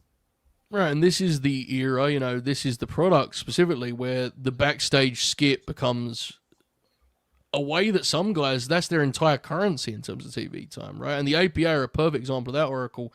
It's hard to compare what this crop of guys meant at that time and the way they're presented with a lot of the stuff that came before them because it didn't exist like that, wrestling, right? It's a different style of wrestling. Yeah, I mean, you know, more specifically with, the APA, I mean, that was like the whole idea was like, oh man, like, and I was, you know, just a little kid, but like the APA skits were always just funny because, like, you know, you had like Faarooq, you know, puffing on a big cigar and like fucking JBL was like saying, I always think of JBL's speech at WrestleMania 17. Yes. Yes.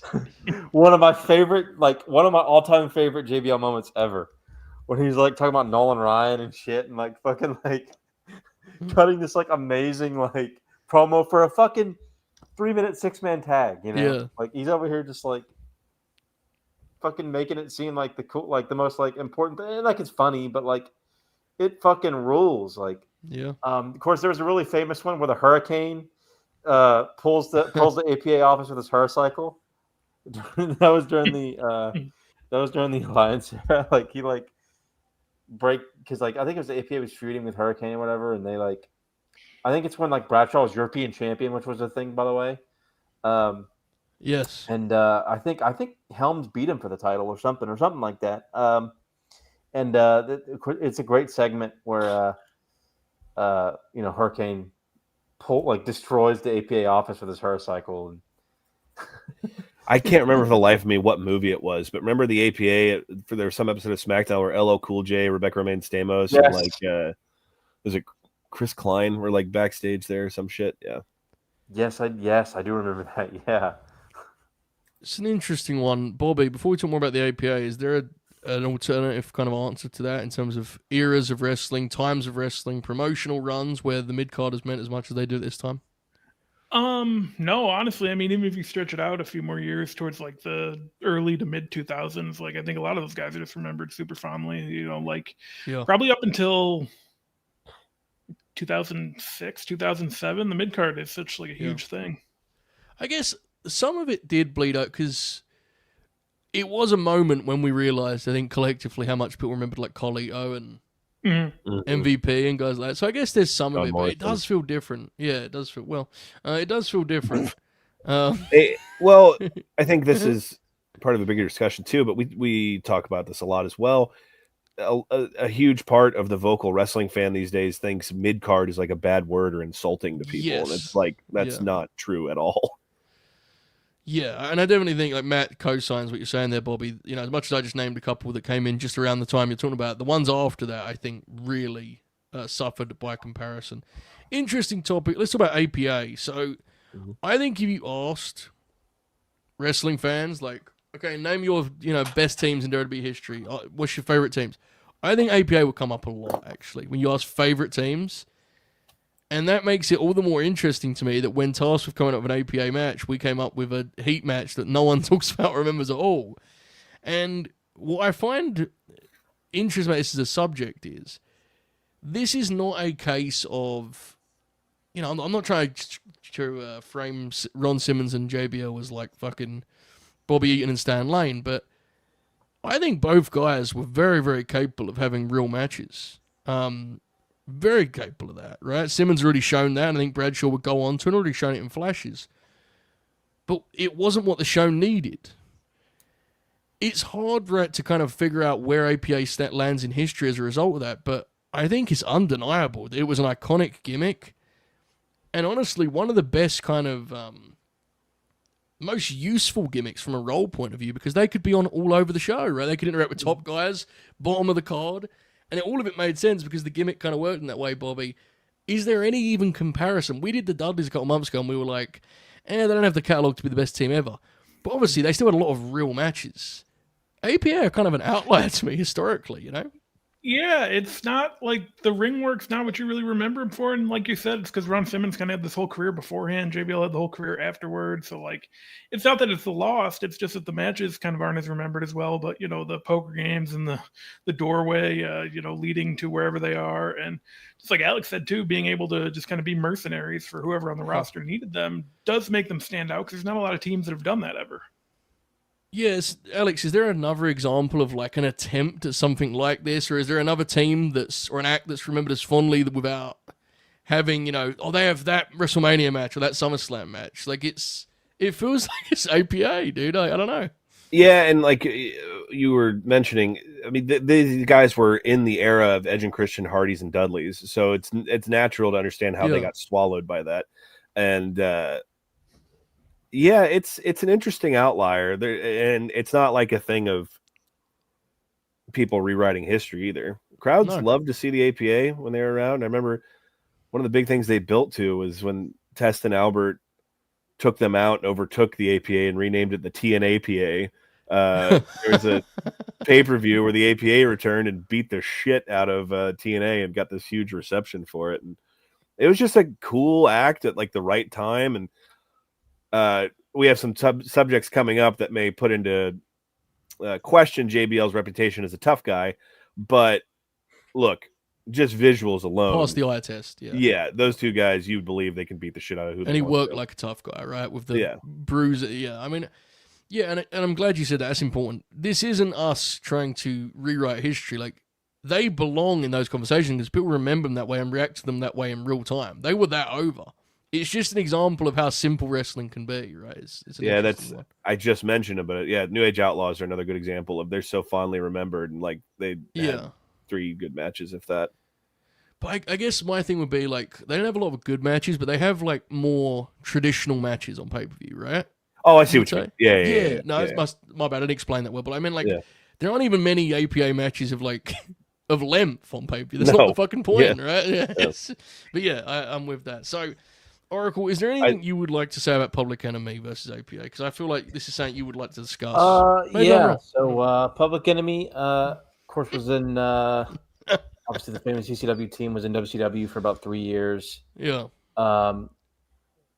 Went to WWF in very early '99. It was also the same period where they had like the cool angle with the Dudleys, where they went back to ECW briefly. Yes. But they went to WWF and. I can't remember the full story. Alex might actually know the details more. Part of the story is they turned down a contract offer in '95, and there was people at WWF that were still kind of resentful about that. Which, by the way, we know you're listening. Our people at WWE Vault. Do you see them teasing me with my big thing is Public Enemy and Smoking Guns from Survivor Series '95. I want it. I need it. Yeah. They didn't post that. But they posted the studio promo they recorded for Public Enemy in '95 for their debut that never came to be. Oh, shit. Yeah. My God. But yeah, that was a big part of the story was that they turned down a contract in '95. And so they were kind of, there were people resentful of that. They went to WCW. I think they had, I don't think, based on their stories from WCW and ECW, those guys had egos, I think I would say. Attitude problems is the phrasing that the wrestling industry likes to use. So I think they kind of came in thinking they were hot shit. Dude, fucking Rocco Rock, I think, was like 43 when they got signed and brought in '99. So Yeah, so let's Yeah. let's put him out there with John and Ron and see what happens. Yeah, and they And got what- their asses kicked. Yeah, they but- got the yeah.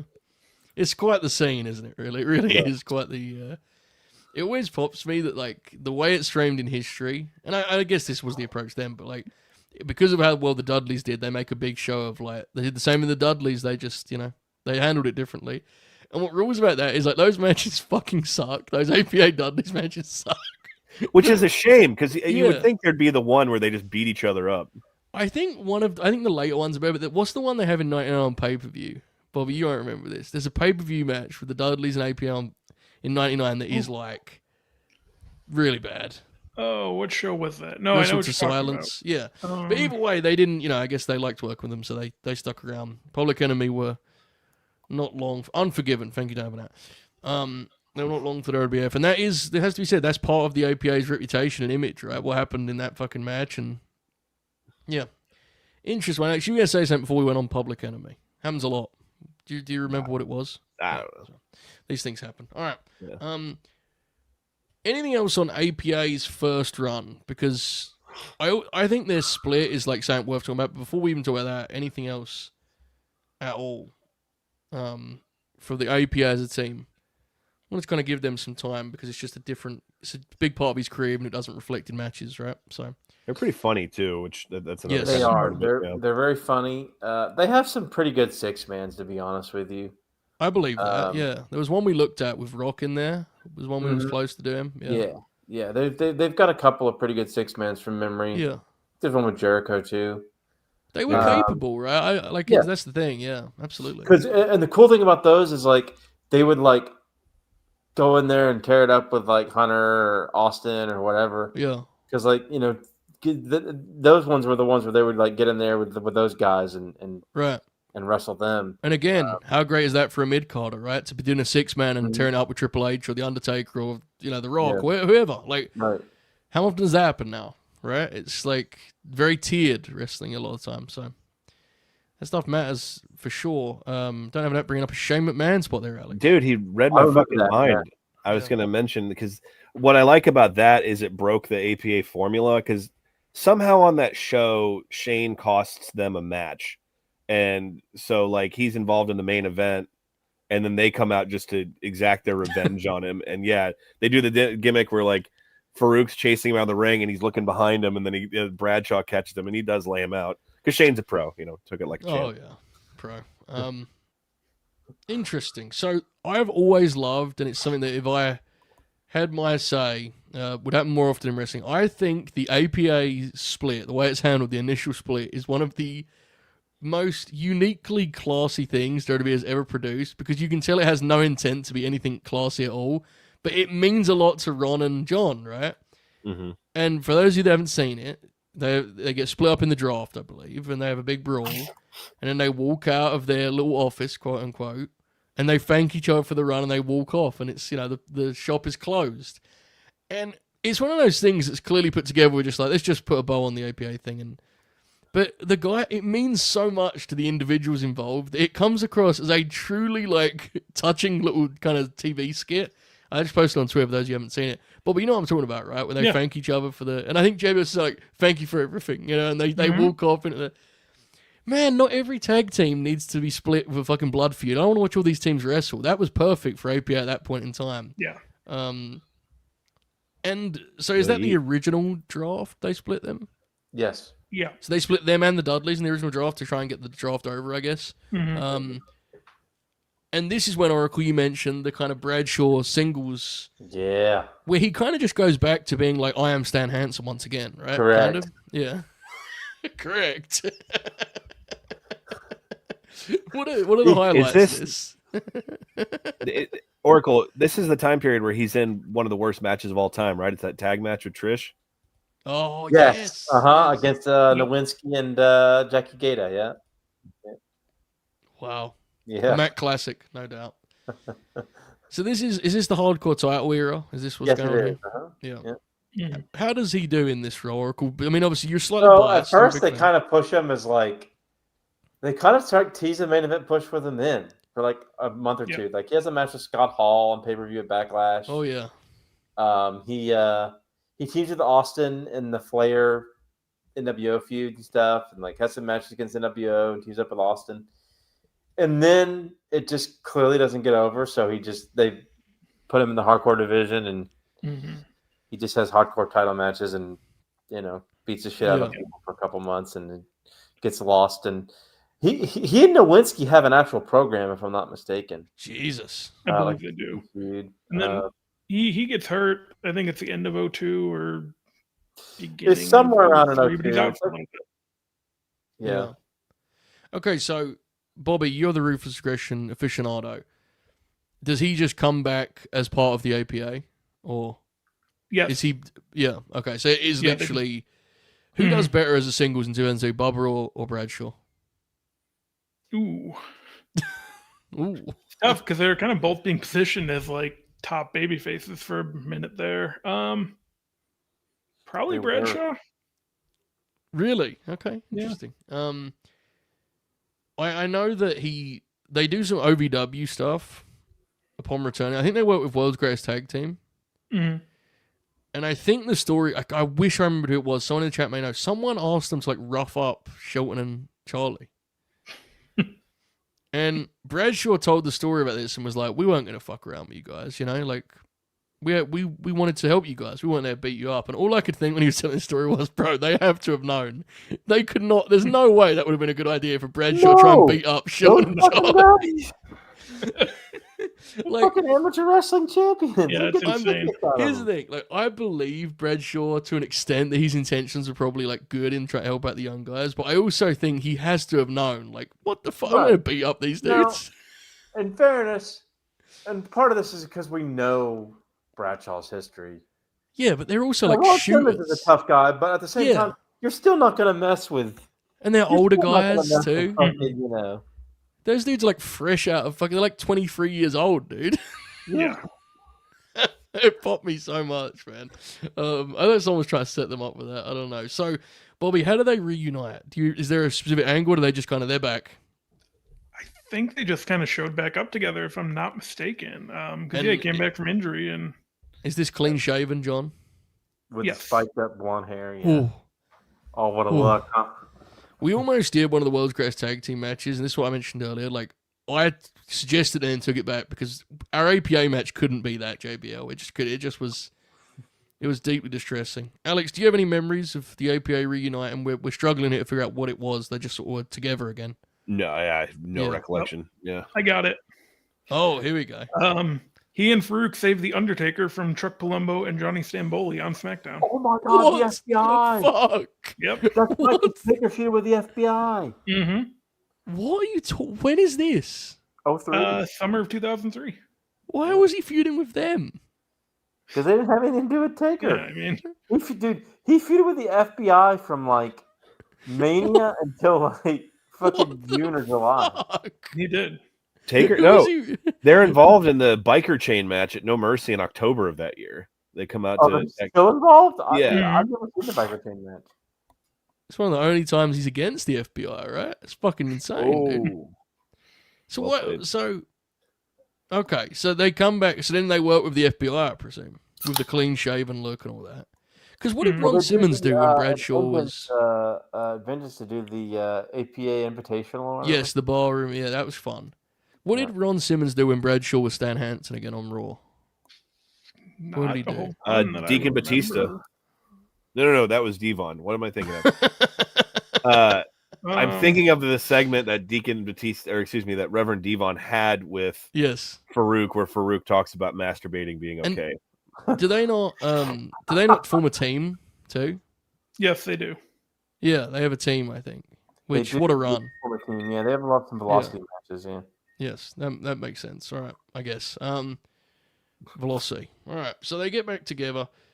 They have some good matches in this run. A couple of good matches, especially the stuff with Huss and Benjamin. It's a pretty short run, right? What are we looking at? Maybe 6 months, a year? Maybe a year, right, Bobby, would you say? Yeah, probably about 9 months, like summer of 2003 to like right after Mania 20. Yeah, 9 months. Yeah. And the people still like it, but not what it was, right? I mean, naturally, it just isn't going to be. They do have the APA Invitational Brawl at Vengeance, which is a lot of fun. Do they bring the Office back, Bobby? Yes, they did. Okay. Yes, they did. They had it backstage. Are you guys surprised they haven't just handed that gimmick down to someone else? Yeah. I feel like, guys, look, I'm biased, but we're just all friends here. The Good Brothers could have done that gimmick, right? I mean, that could have been a lot of fun. Sure. They could have had a lot of fun with that guy. I think Bradshaw said as much that he wanted them to give them that gimmick, but it's such a slam dunk, you know? They do all these fucking legends show. They could actually have them hand it down to them for all these purposes. But Hank and Tank, you're up next. Anyway, we're now back. Very good. We're now back to the JBL kind of pivot that we were talking about earlier. So before we get to that, are there any matches you want to call out from the end of the Blackjacks, the new Blackjacks, to the end of the APA? Is there anything we want to call out all? I think it's Bradshaw. February of 1999. There's a really awesome Monday Night Raw match between Bart Gunn and Bradshaw. Is that a brawl from? Yeah. I was going to say. That's where Bradshaw gets his block knocked off there. Yes, he sure does. No, that's not even 99. I think that's still 90. It might be. I think it was 98 when they did that because Bart had to go away and train for his fucking fight Training with Butterbean. camp? Yeah. I do. It's, again, just a plunder brawl. The Hardcore Invitational at WrestleMania 2000. They're in that. I know Bradshaw wallops a few folks with some weapons upside the head. Okay, up until where we're at now, Bradshaw is in the Team Angle versus Team Lesnar Survivor Series match, which I try to put over every chance I get. There you go. Yeah, I don't know. I'm more fascinated to have one of y'all just explain how we arrived to this point from where we leave off in 1999. We'll try our best here in a moment. Bobby, any matches you want to call out, mate, for this block? No, like I said, the APA Invitational Brawl from Vengeance 2003 is a lot of fun. That's really about it. Oracle, any to add? Some of those 6 and 8 man tags, whatever they were in 2000 WWF, were a lot of fun. I mean, anytime they came out and got hired as for hire ass kickers was always fucking awesome. And all those segments and the pops and shit they get. Yeah. And I bet most of those short TV matches are fun. If you watch them, I bet they're fun. Yeah. Yep. Makes sense to me. So the story goes that SmackDown was in big trouble, right? Brock Lesnar leaves. Yes. Mm-hmm.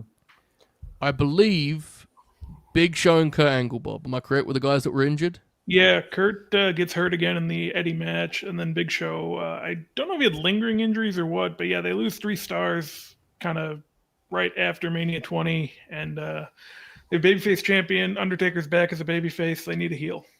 They need a heel, and JBL is the answer. At this time, how long had he been doing the news, political, not political, but the financial advisor shit, Not long. That book comes out, like the cover of the book is still him with like the black hair and, so he's not JBL on the cover of the book, but I think that's like I think it's like when the APA comes back, the book comes out, and it's a book about how to make money on Wall Street or whatever, and they pushed it like it was any other WWE book, which was always really funny. And then, next thing you know, it's like, oh, he's on, CNBC occasionally talking about stocks and stuff, and they kind of incorporate all this into his character. They do. So he comes out and he correct me if I'm wrong. So they do a match where the APA are done. Yes. Right, Bobby? And Yeah, they think they're both done. Go for it, yeah. Well, because they lose, it's some sort of, feast or fired or whatever sort of match, whatever they called them back in those days. APA loses, and then Paul Heyman is GM at this point, so they go in the back, and Paul Heyman's mostly just like, hey, just Faarooq is fired because management sees potential in John. And the big moment is Faarooq expects Bradshaw to walk out with him, and Bradshaw is like... And he doesn't, and that's the turn pretty much. And again, I will say, Bradshaw is very good in those segments of being like believable and portraying the character, I hate using that phrase for pro wrestling sometimes because it's so stupid, but it's like, some guys feel so theatrical. Bradshaw is very good in those segments, and he handles himself there like a guy who's actually torn and realizes he has to protect his job, basically, is the way it's presented. And it's very well done. And then Bobby, he just comes out and cuts a promo, right, and talks about Wall Street and all that. Yeah, and they kind of incorporate that and kind of just off and rolling from there. Like he's going to be the guy to face Eddie at Judgment Day, and we're just going to go with it. And there are a few things that happen on the road to Staples, and obviously we've covered that match at length. But there's the heart attack angle, right, in El Paso. In El Paso, yes, on Mother's Day, which may have been a real heart attack, depending on who you ask. I feel like the fact that there's not that there's debate about that implies it can't have been a real heart attack. I don't know. Which is where they gave him like a police escort to get him out of there. Mm-hmm. And the general belief, Bobby, correct me if I'm wrong, is that that's the angle that actually like hooked people. From what I understand, because I think the rest of it is just kind of seen as like desperate, cheap. Mm-hmm. Not that a fake heart attack isn't desperate or cheap, but I was about to say, take a trip down to Dallas. Right? It's still like there's a drama to that there isn't to him just being like, fuck Mexicans, right? Like there's at least some kind of personal vendetta there. I remember vividly when we covered the match talking about the fact that Bradshaw has to cut a pre-match promo beforehand where he does it what I just described in order to get the heat they're looking for because it's so new. Is Jinder Mahal the only thing even comparable in terms of like a guy just getting put in the microwave and being in a pay-per-view main event? I feel like that's the only one we'd have, right, as a comp. That it just feels like Vince goes, you like that. Yeah, yeah. And the craziest part is, and this would obviously happen a couple years later, Bradshaw was getting ready to wind down and retire. His back was hurting. He'd been doing it for he'd been now a pro for 12 years. He'd been in the WWE for nearly a decade. Like, it's insane. So yeah, it's a wild story. Oracle, I know we talked earlier about memories when we just went broadly. Anything else you remember about this time, like how quick the transformation was? It was just really bizarre. I remember watching the... I'm pretty sure I remember watching one of the Velocity squashes, because he has Velocity squashes on at the time. Yeah. Where he murderizes some fucking dude. And like kills him, and then of course I remember the Paul London squash where he beats Paul London, now an official Grin Grappler graduate. Mm-hmm. He like murders Paul London with a fucking clothesline from hell. Yeah, like there's like it was just really strange. And of course, you can the Texas Longhorns coming out. The greatest theme ever. But the theme is one thing. When paired with the Titantron, you have maybe the best thing the company's ever produced. Like the stock imagery of Wall Street. Oh my fucking dude, it doesn't get any better. It just doesn't get any, and like the smug. Oh, it's just the best. The pride behind that music, the triumphant tunes as this arsehole walks out. Promo. I can't remember if it's around the time where when he turns and he's like, I won't shake your baby's hand. I gotta put something about like he's gotta wash his hands with his hand sanitizer. I can't. Yeah. So legitimately, this feels like a good time to discuss this. If we're being honest, it was probably a shtick and a gimmick that was like best suited to be like an upper mid, right? Mm-hmm. Like it's just in that, which is what he would settle in after he loses the belt. Yes, 5. Yeah, and I think he's a lot better off in that spot. They kind of had to overcompensate to make him, so they could make someone else. Basically, is what happens in that first year. Yeah. Go back, check out the Eddie Guerrero episode, folks. We talked at length about the JBL match, and we also watched it. Probably on the flagship, we decided it was recently, right? On Judgment Day 04, which is a sensational match. Recently topped the Eddie Guerrero greatest hits list, which was a bit of a surprise, but we get it. We understand it. So it's a wild tale. He wins the belt in the ring match, which is very seldom talked about, right? The bull rope? What's the gimmick for that? Yeah. Match is pretty good from memory. I like the match. Yeah, it's pretty good. The story behind that is... Yes, absolutely. The story behind the bull rope match that I've always thought was way understated. That I think Bruce, take your mileage may vary with Bruce because but he says that Dusty gave them the finish for that while working in TNA. Yep. Like they didn't have a good finish. They just called Dusty, and he obviously just had this in his back pocket. Do the deal where the back touches the. it's a creative finish for a heel. It's Yeah. great heat, right? So Yep. memorable. My brother always talks about that finish. Like that's a memorable finish for him. So you had that, and then the cage match, which is entirely forgotten, but is definitely their second best match. Then he goes on and he works with Taker at SummerSlam in a match that you could tell both guys were thrilled to have, but I don't think the crowd was thrilled to watch. And Oracle, do you remember that one? The crowd kind of I rejects remember it, right? that. 'Cause I remember the tombstone on the limo after the match.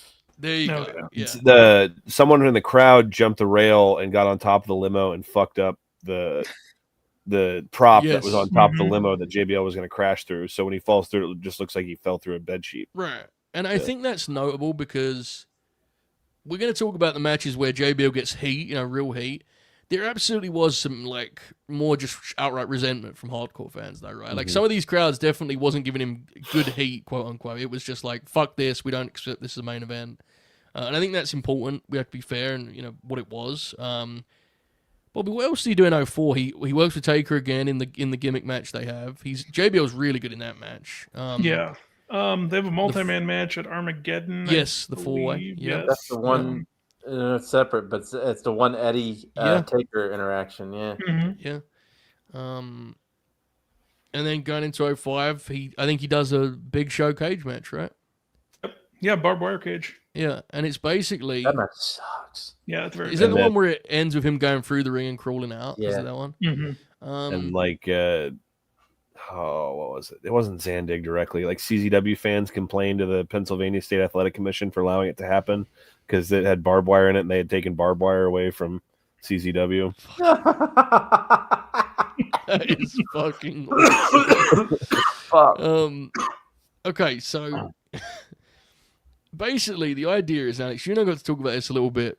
When we were doing Tough 20, I think we both were reminded of how like significant the Mania 21 is in terms of like launching two guys, right?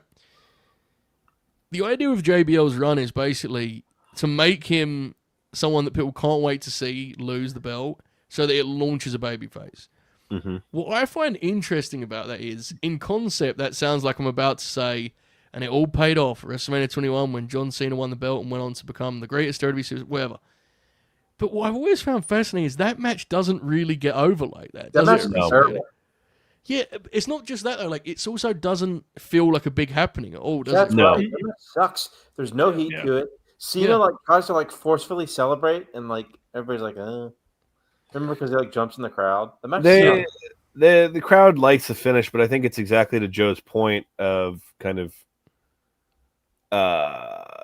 there. No one for a second doesn't think that Cena's going to win. Right.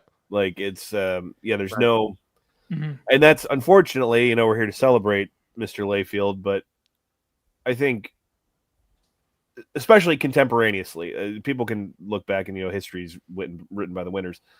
I don't think anyone really ever bought JBL as like a real champion. I think they just paper champion through and through. And I think it's important we kind of at least accept that, because we are going to talk a lot about the matches we like, but like, if the idea was that people were going to be dying for him to lose this belt and they were going to lose their mind for the babyface that beats him, it doesn't happen at WrestleMania.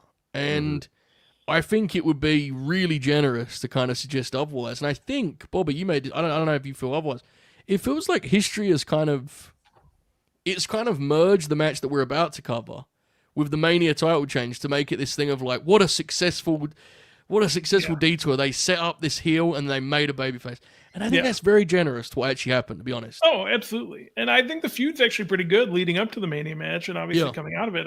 The Mania match just doesn't feel like the crown jewel of everything, and it probably should. It's an interesting one, Oracle. In some ways, I guess it's kind of indicative of like a shift in wrestling fans' kind of psychology, right? In the sense that it actually worked. It backfired, as Alex mentioned. The people that attended WrestleMania were so aware Cena was winning that belt because it was a different audience than it would have been 20 years prior, or 15 years prior, even 10 years prior. It wasn't, oh my God, I hope the babyface wins. It was, of course Cena's going to win. They've done this whole thing to put over John Cena as WWE champion. Shift in psychology, right? Right. Yeah, absolutely. Interesting. And they just, I don't know what it was. The timing on that show was weird too, because like, obviously, the match had no heat. The match was bad. As pointed out in the chat, JBL controls like 9 minutes out of 10. Yeah. It's almost like two guys went way over their time earlier in the show. They had the Hogan and Eugene skit on that show. Like, that show was bizarre. See, again, I think that's a case of like, what would be the Hogan template, right? Heel gets tons of heat, babyface comeback. It's like, it's 2005. First half of WrestleMania, I know this is, yeah. The first half of WrestleMania 21 is like great, and the second half is not very good. Yeah. That's my memory. Big Christy Hemme, Trish Stratus fan. Well, take it easy, man. All right.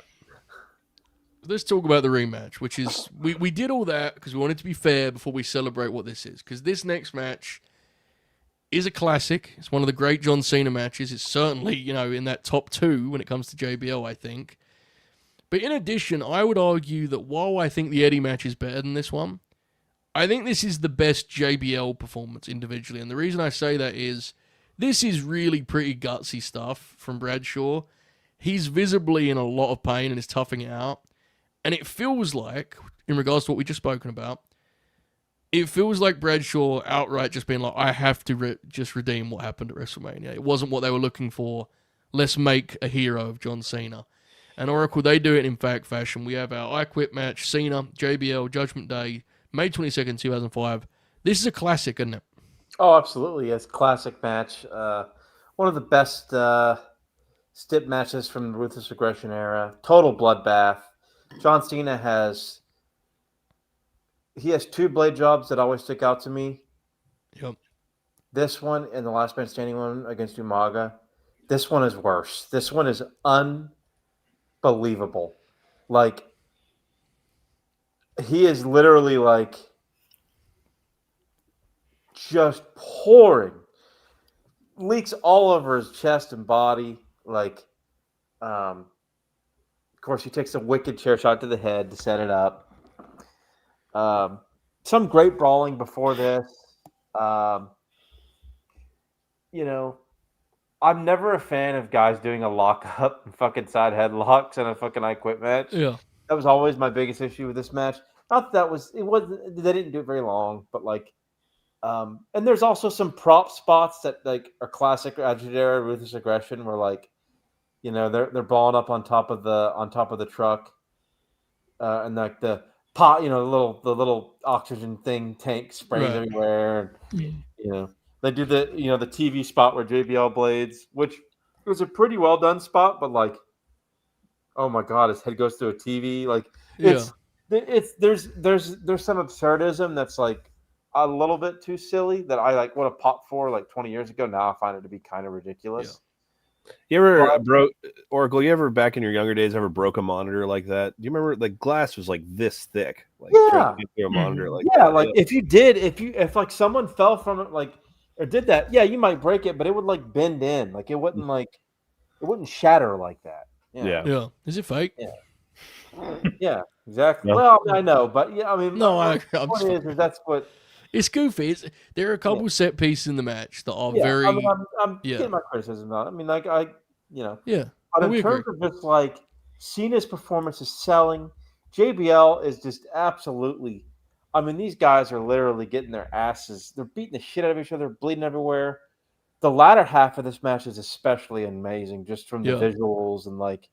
There's a great visual of what is it where they do the close up of Cena and the awesome Judgment Day logos behind him from the stage, and it's just his whites from his white eyeballs and like blood is just streaming out of his face as he's like making his comeback. Incredible shot.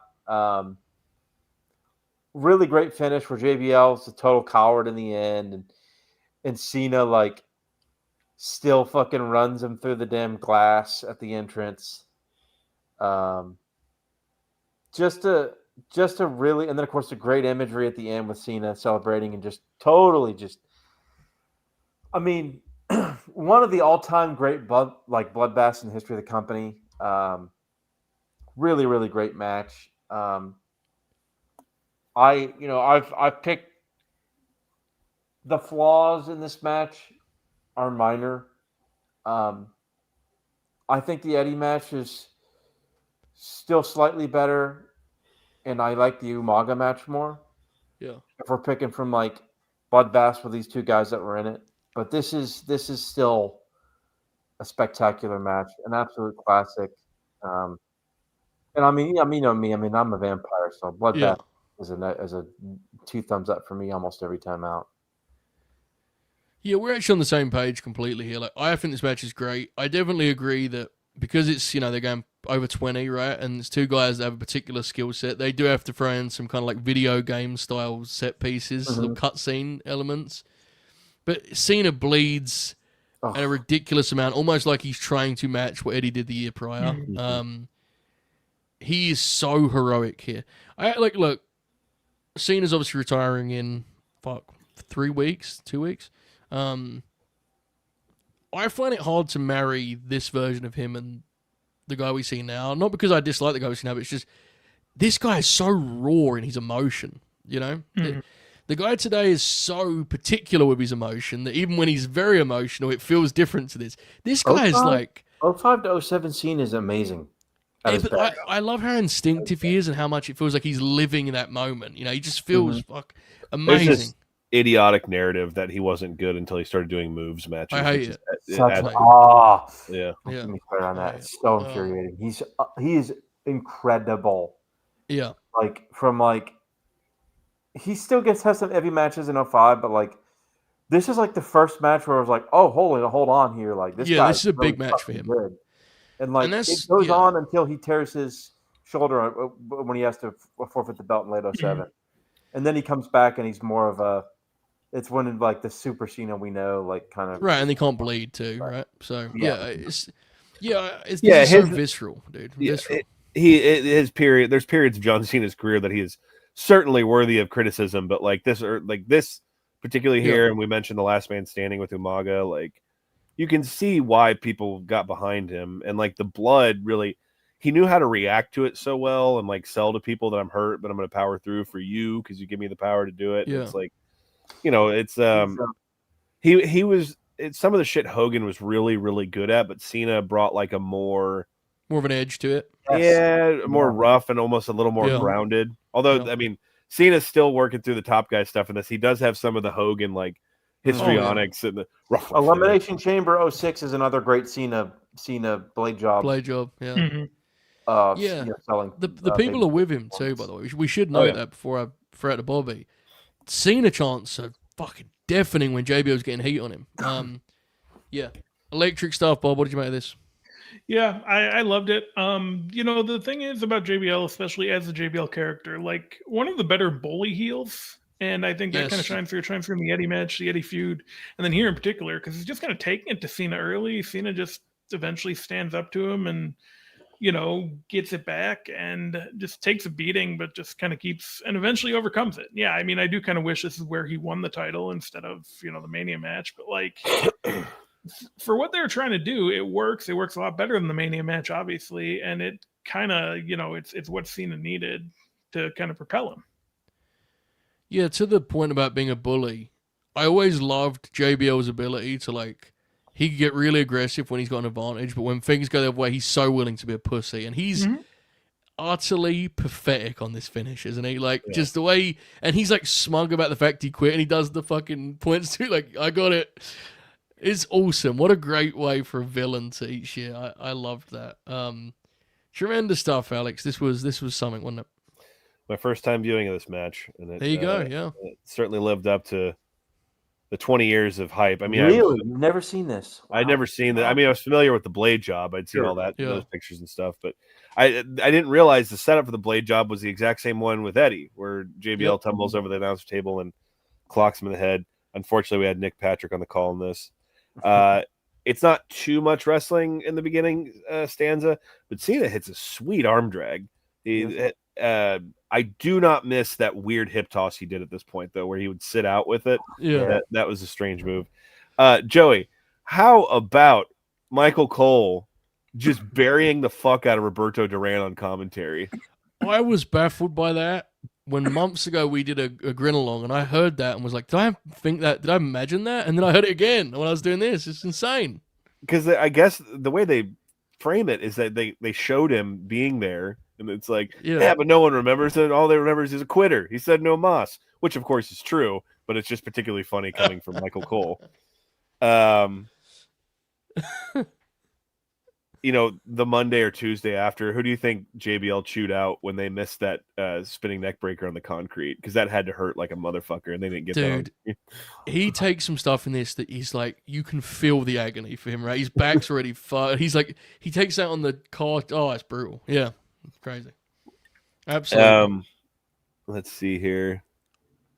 We actually get a call back to one of our earlier matches when he takes the belt off the timekeeper so he can whip John Cena with it. Yeah. The back body drop where JBL doesn't completely clear the table, and this is what you're talking about, where the edge of it catches him in the shoulder blades, and you can just see the pain on his face.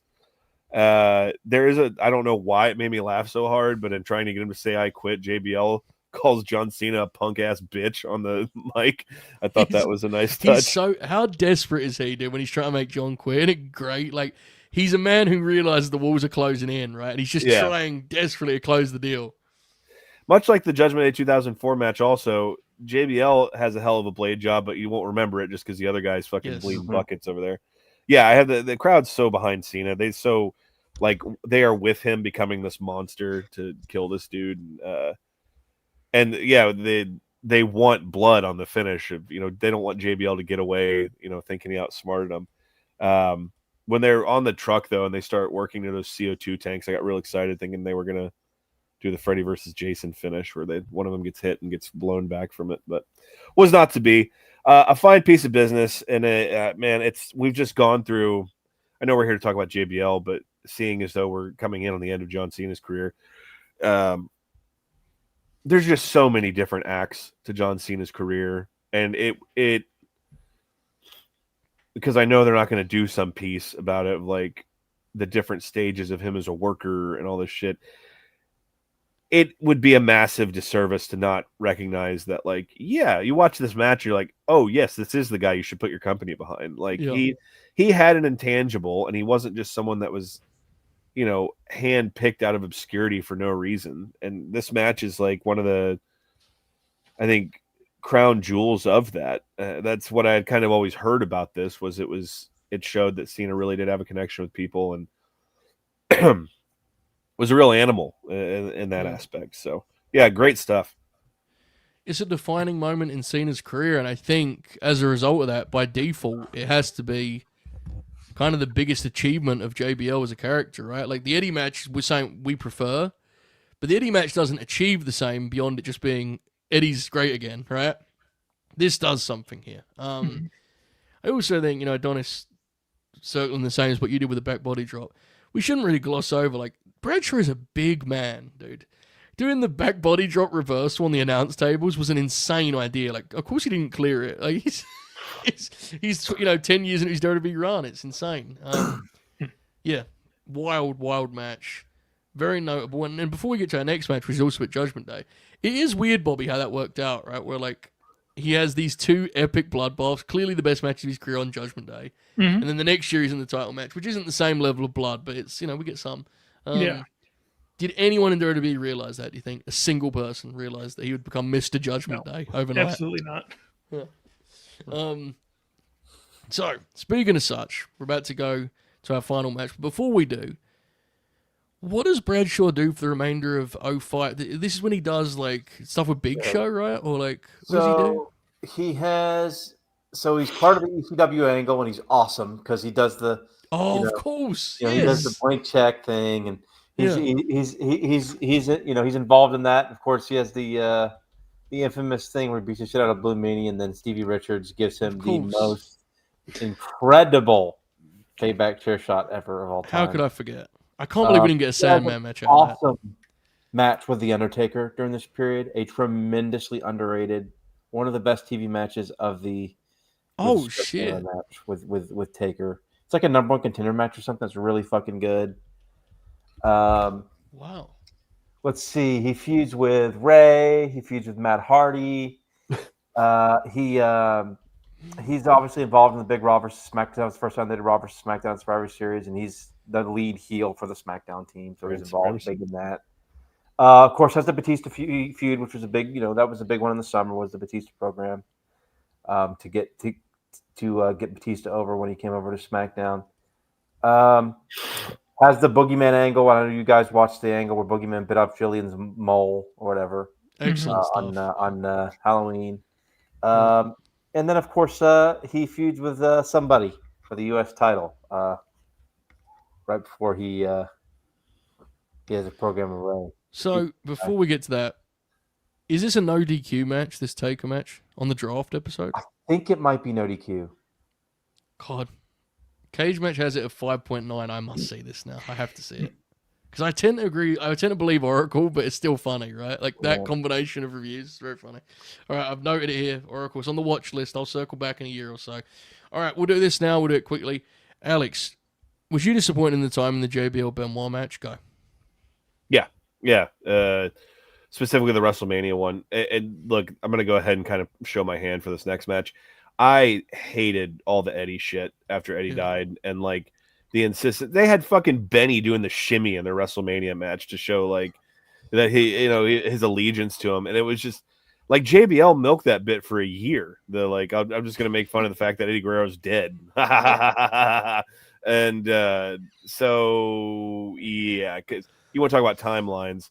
This is that same time period where we get some of those sick Finley matches and those Regal matches. So it was like, God, yeah, there could have been something really cool those two could have done in just terms of like a perverts match where they just hit each other really hard. Yeah. There's a moment on this show, we're about to talk about Judgment Day 06, May 21st, to be exact. Rey Mysterio, JBL. Rey has just won the world title. This is his first pay-per-view program. And they've built to this by having a collection of monsters beat Rey clean.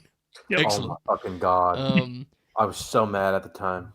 I was really just looking forward to this to get Oracle's take on the Rey Mysterio world title run at that time because it's come up before and I just get so gleeful of how upset he gets. Run in the history of the promotion. Yeah, it's actually really, it's like kind of disgusting how blatantly they removed themselves from it. Because they fucking, it's all an exploitation of Eddie Guerrero. No one gives a shit about Rey. They don't give a shit about Rey. Yeah. And then Rey just loses a bunch. And then, has fucking Chavo cost him, has to fucking feud with Chavo. Dude, they do a segment on this show. Because Bradshaw's doing the American hero gimmick because he's the US champ, right? He has the US gear. And he walks over to Chavo. And he's like, "What are you doing here?" And he goes, "Do you speak English?" And I was like, what the fuck, bro? I know that was the joke, but it's also Chavo Guerrero who's been on the TV for 5 years in their promotion. I couldn't believe that, man. It was mind blowing stuff. But yes, it's a weak spot creatively. But I like this match. We'll see if everyone else likes. Rey has a bunch of good matches during this. Of course, he's right. Great. It's just the booking is just unbelievably bad. Yeah. Nonetheless, Bobby, this is obviously not what the prior Judgment Day outings were for JBL, but I do like it. Do you like this, Bob? I like it because, he gets to be a big bully again. And it's unfortunate because this is how all of Rey's matches as champion went, where he just gets the shit kicked out of him for 90% of it and then wins. But, it works with JBL probably more than it works for Khali for a variety of reasons. And it just, I think it's a good time. It's not the other two Judgment Day matches, like you said, but, he does the Three Amigos, which, that gets the crowd mad at him and kind of does what he has to do here. And he was supposed to win this match originally, was the idea. This is where Rey was going to lose the title, but JBL is pretty fucked up here physically, which we can get into in a little bit. He's also U.S. champion coming into this match. Wait, hold up. He was going to be a double champ? I guess so, yeah. I mean, unless he wasn't going to win, let me see. That is fucking insane. I had no idea. JBL's been involved in heavy politicking before the European tour started, and he's now scheduled to take the title from Mysterio on the 5/21 Judgment Day pay-per-view in Phoenix. Bro, Dave used to be such an animal. He would never, ever publish something like that now. He has been involved in heavy politics. I'm not gonna lie, it doesn't add up for me that he would win it there because they was always gonna put on someone else, I feel like. Yeah. JBL was finished. Did he retire a month later? Well, because Dave talks about he had a promo where he guarantees he's gonna win too, and it's he's a heel. Yeah, I don't know. I think I'm not sure about that. Plus, that feels like K-Dog. He knows that he's, his back's all. It feels like K-Dog being panicked. He noticeably is worse off than a year before. Like Yeah. he looks in rough shape here. He does. Did Dave like the match, Bob? I don't believe so. I don't have a star rating, so I can get that real quick. But I would be Okay, mate. surprised if it's above 2.5. All right, go for it. In the meantime, Alex, this is not really your wheelhouse, fair to say. Ray, 2006 world champion. What did you make of this? Well, first of all, you guys talk about all the really bad booking and doing Ray wrong, and then he comes out here wearing a visor over his mask, and it's like, good, he should lose, fucking idiot. And like, what? Anyway, I got mad watching this 20 years later. He's also got the shit where it's like the Louis Vuitton purse pattern in his mask. So I think they just, he goes and buys a purse and tells his dude to chop it up and put it in his mask. They try to do the thing where he bleeds under the mask, which, if done correctly, is one of the coolest aesthetics in all of Luchador, like a Lucha Libre, excuse me. There was that Blue Demon Jr. a few years ago that just was like pouring through his mask, and it looked incredible. Yeah. But anyway, I think it's well documented that Rey Mysterio is extremely hit or miss with me, and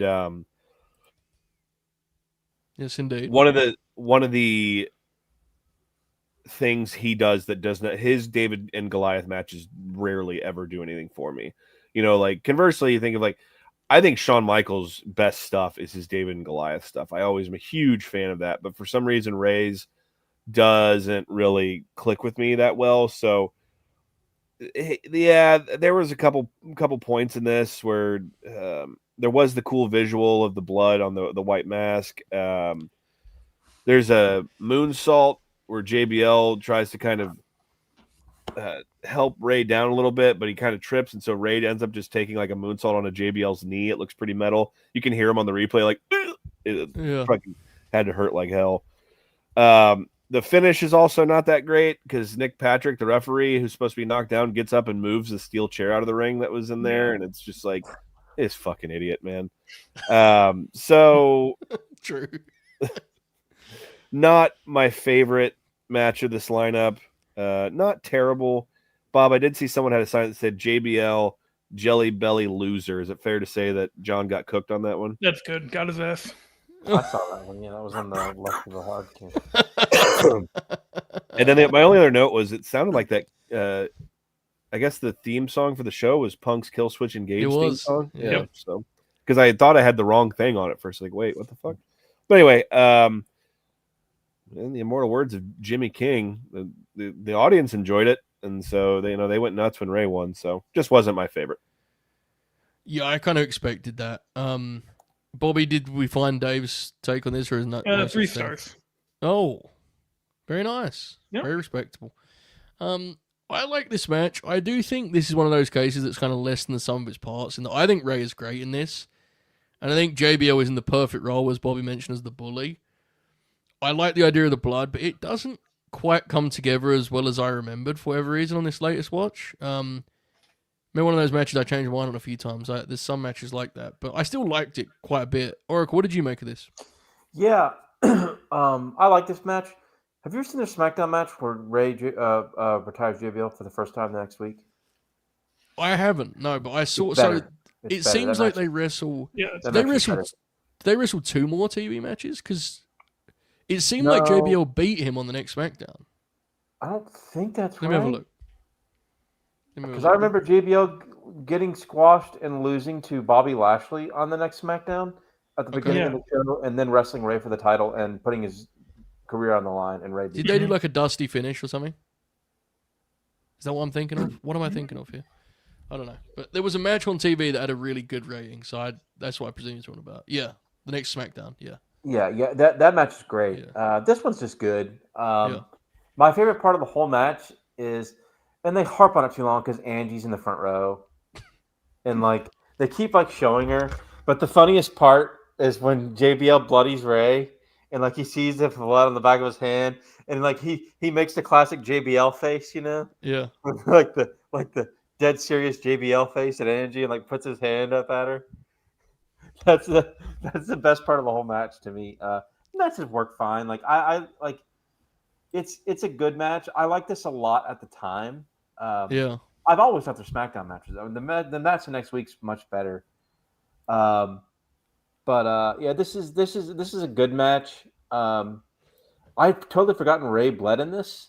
Which was That's the a cool thing that reminder when it stuck with happened. me. Like that was Yeah. the thing that the reason I was bullish on this, but now I feel like we should have done the TV match. So yeah, happens. But yeah, this is a good match. I honestly couldn't I hadn't seen it in a long enough time to where I couldn't remember how good it was. So, but yeah, the SmackDown match is great. But yeah, this is good. The finish definitely hurt a little bit because Nick Patrick is a dumb fuck. But Yeah, he sucks. what else is new? Bob. Yep. Bradshaw does the Three Amigos here. Are they executed fluidly? Your take? About as good as most people who do them. So, Yep. Any names in mind when you say that? No. Yeah. We didn't really talk a lot tonight about JBL's powerbomb. God, it was fucking awesome, wasn't it? JBL's powerbomb. God, it was great. So, in an ideal world, I think, if not for this TV match, we probably would have done a comeback match, right? Which we're going to talk about his comeback run in a second. But as we get into that, I think it will become clear why we didn't. So, he goes to the booth, and ECW is launched. Taz goes to ECW, and apparently was quite mad about being moved from SmackDown to ECW because Taz is always very mad. And I only recently found out, Alex, because I was watching our favorite shoot interview subject, Nova, talk about this, that he was at one point set to be the new SmackDown color commentator, which blew my mind, by the way. Who was Nova? Yeah, Simon Dean was going to be the color guy on SmackDown. Oh my god! And he tells this story about, I guess he was cool with Paul, Triple Paul, and Paul said, "Just watch, dude. Taz is going to come up to you and ask what you know." And Taz immediately was like, "What you got, brother? What's happening, brother?" So the idea of Simon Dean on color sounds insane to me, but I don't know. It was JBL. He cuts a promo at One Night Stand 2006 announcing this. He does something in that promo that I still can't believe they did, where in the name of brand supremacy, he buries the Sci-Fi Channel, which they just did a deal with to present ECW. He talks about yeah, you nerds are going to be watching ECW on Sci-Fi. He's like, all right, man, I guess. That would not fly today, dude. With how much the TV rights are now, no chance they're doing that shit. So yeah, so he does that, and Oracle, you know about a lot. He is superb in the first commentary run, and he does a lot for King Booker as a gimmick. A lot for that gimmick. Oh yes, he's amazing during this. I also really like him when MVP and Mr. Kennedy are feuding with Kane and Taker in the fall of 06. Yeah. He's really great in that, defending MVP and Kennedy, and I always like his call in the Inferno match with Kane and MVP. Yeah. And he's enraged that it's MVP had to work inhumane. an Inferno match. Yeah. And because I think MVP because he's got the flame suit on and catches fire and loses, and JBL's literally stroking out oh my god, this is ridiculous, man! you can't have a man set on fire, man. He's getting all mad and shit. Oh shit! But yeah, it's awesome. It's awesome. He also did a really, obviously, the language and some of the vocabulary is thankfully no longer acceptable for them. But he really got the Hornswoggle gimmick over. Yeah. And but yeah, he was awesome. I think Brainbuster mentioned earlier how good he was. He was good in the whole Batista Taker feud. He called all those matches and was losing his fucking mind. But yeah, he's just really good during that period. Yes. I wish he was like that when he comes back later, and he has flashes of it, but it's more we fight on Friday night, It's just, yeah, he's kind of a caricature of himself. Friday, Yeah. So, I don't know how else to put this. He something happens to him physically around this time. I think it's just a case of he lost weight, but his entire appearance, he just looks like a different guy when he gets back in the ring. He has a different build, and now he looks sort of like like a bloke dressed up as JBL for Halloween, which, I mean, God bless, good luck to him. He's lost a lot of weight. He's doing well. His hair is starting to leave him, bless him. But he's a podcaster, happens to the best of us, other than Contrarian Alex, apparently. But he does commentary a bit, and then he comes back. And he does, is it a Jericho match where he does like the finish where he, So he's just sitting there because it's a Raw title match with Randy and Jericho. And JBL's like on commentary, and I think there was like a segment or something that may have triggered this, and it's an Armageddon 07, and JBL's on commentary. Oh, he's not doing. I mean, he's just sitting there with Michael Cole with a SmackDown commentary, just not saying anything. You know, they're just sitting there, and then he just interferes and has the feud with Jericho. That feud sucks, by the way. Yeah, they have a match at the Garden that's really weak, right? At the Rumble. I think that has the distinction though of that match at the Garden with Jericho is the last match in the WWF that someone bladed on pay-per-view until Drew and Punk. Really? Did Sean blade at Great American Bash Night 08?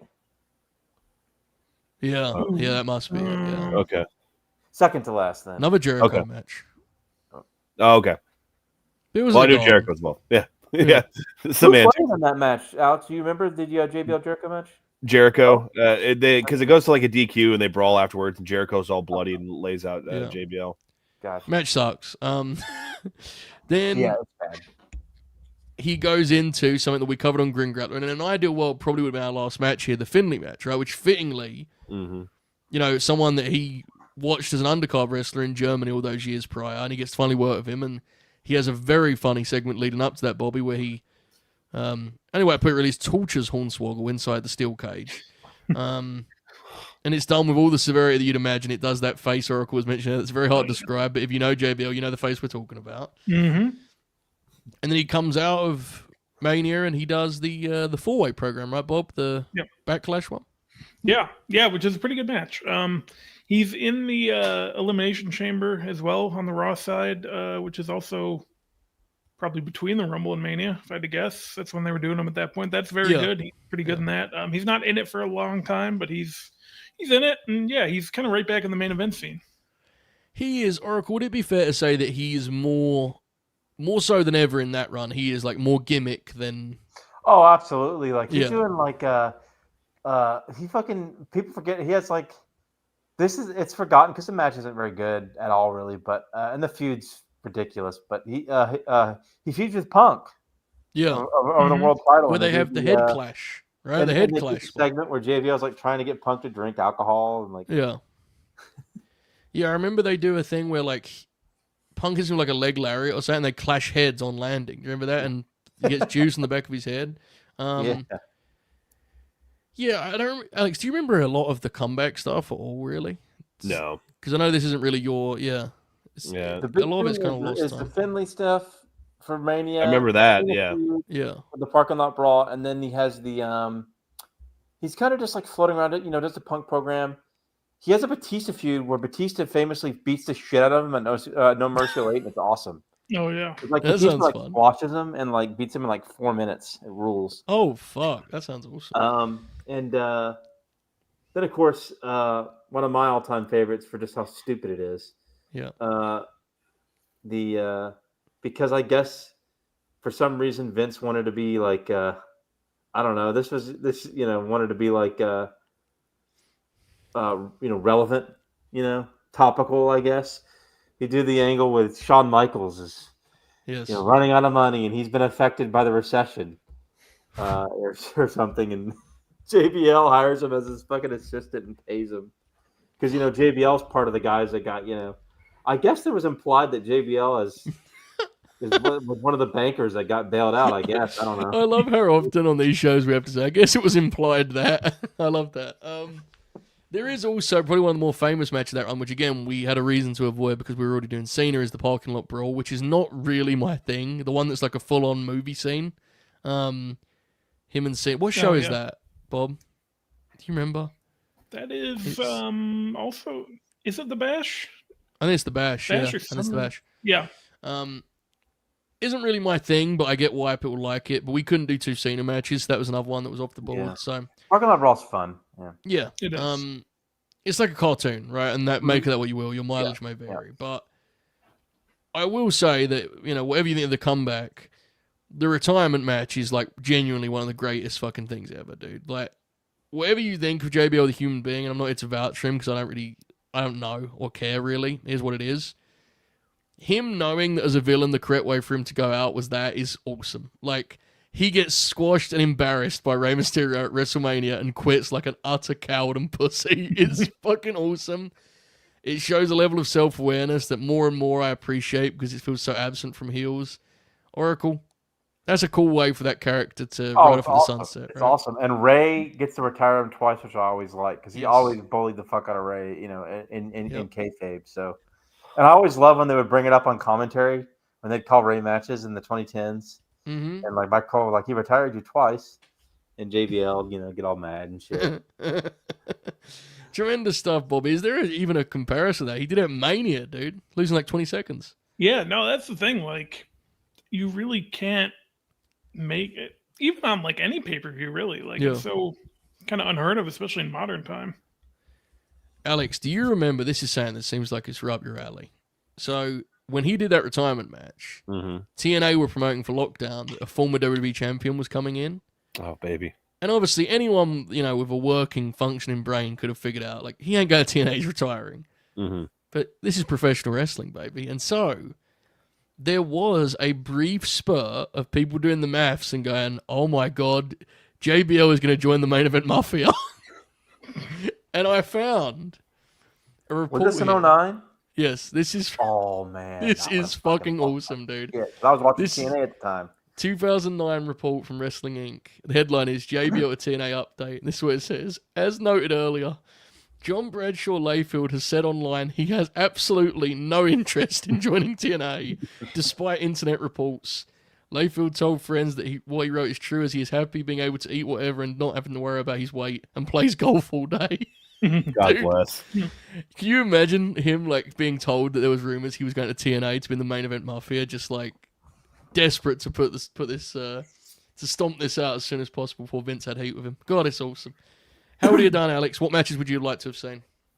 Smo Joe.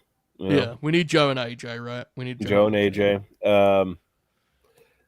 Figure out a way to get him to tag up with James Storm. Oh, I like that. Yeah. And I could have a blood feud too eventually.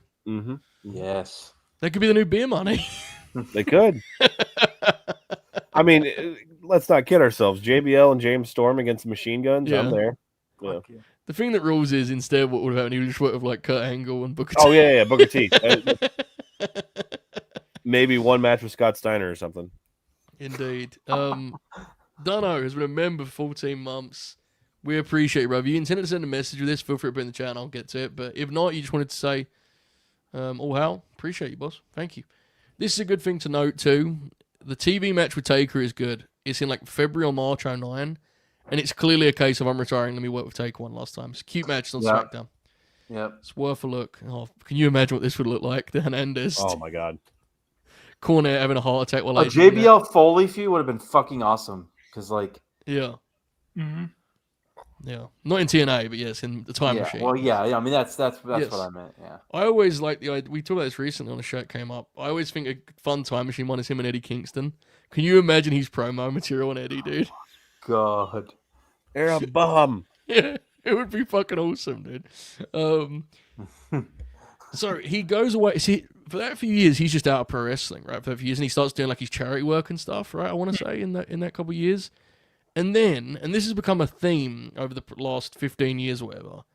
When like emergency occurs, JBL will emerge out of just nowhere, thin air. And Jerry Lawler had a heart attack on Monday Night Raw, and unless I'm mistaken, the next week JBL was on commentary. Yeah. Emergency stations get Bradshaw And then he just in. stayed for good for 5 years. Dude, That's the thing. I feel like it's so understated how funny that is. People forget up until from when he came back just randomly. Yeah. After Lawler's heart attack, he was on TV every week, every program, Raw, SmackDown, main event, almost literally to the end of 2014. And then he does. When does he leave SmackDown? 2017. So JBL is on like Raw, SmackDown, and main event. Not like all of them the entire time, but like he does all three a lot from when he comes back in 2012 through the end of 2014. Then in 2015, he goes to Raw and stays on Raw, and it's Cole, JBL, and Booker for like several months on Raw, and then it's Cole, JBL, and Saxton for like a year. Oh, and then that was a bad team. And his I bet JBL it was bullying Byron the whole Jesus. time.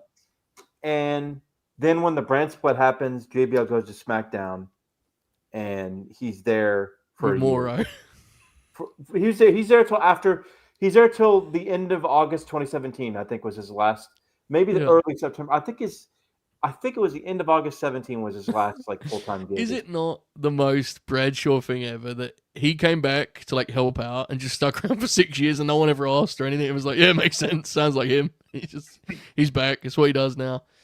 Okay, let's talk about kind of the reputation of JBL. To do that, thankfully, our guy John is kind of giving us the perfect assist here.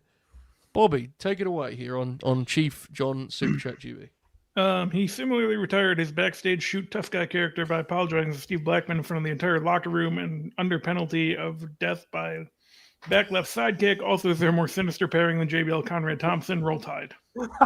So I won't comment on the latter, but this does bring up. Thank you very much, John. A healthy, hefty, frankly insane super chat. Thank you very much. Joey Styles, Alex, take it away. This was a big happening, wasn't it? It probably can't be suggested enough, actually, to like the audience now that isn't aware. This was a big story. Very big. And Vince was really mad that it got out too. Yeah. But the part of the story was he had new respect for Joey Styles. It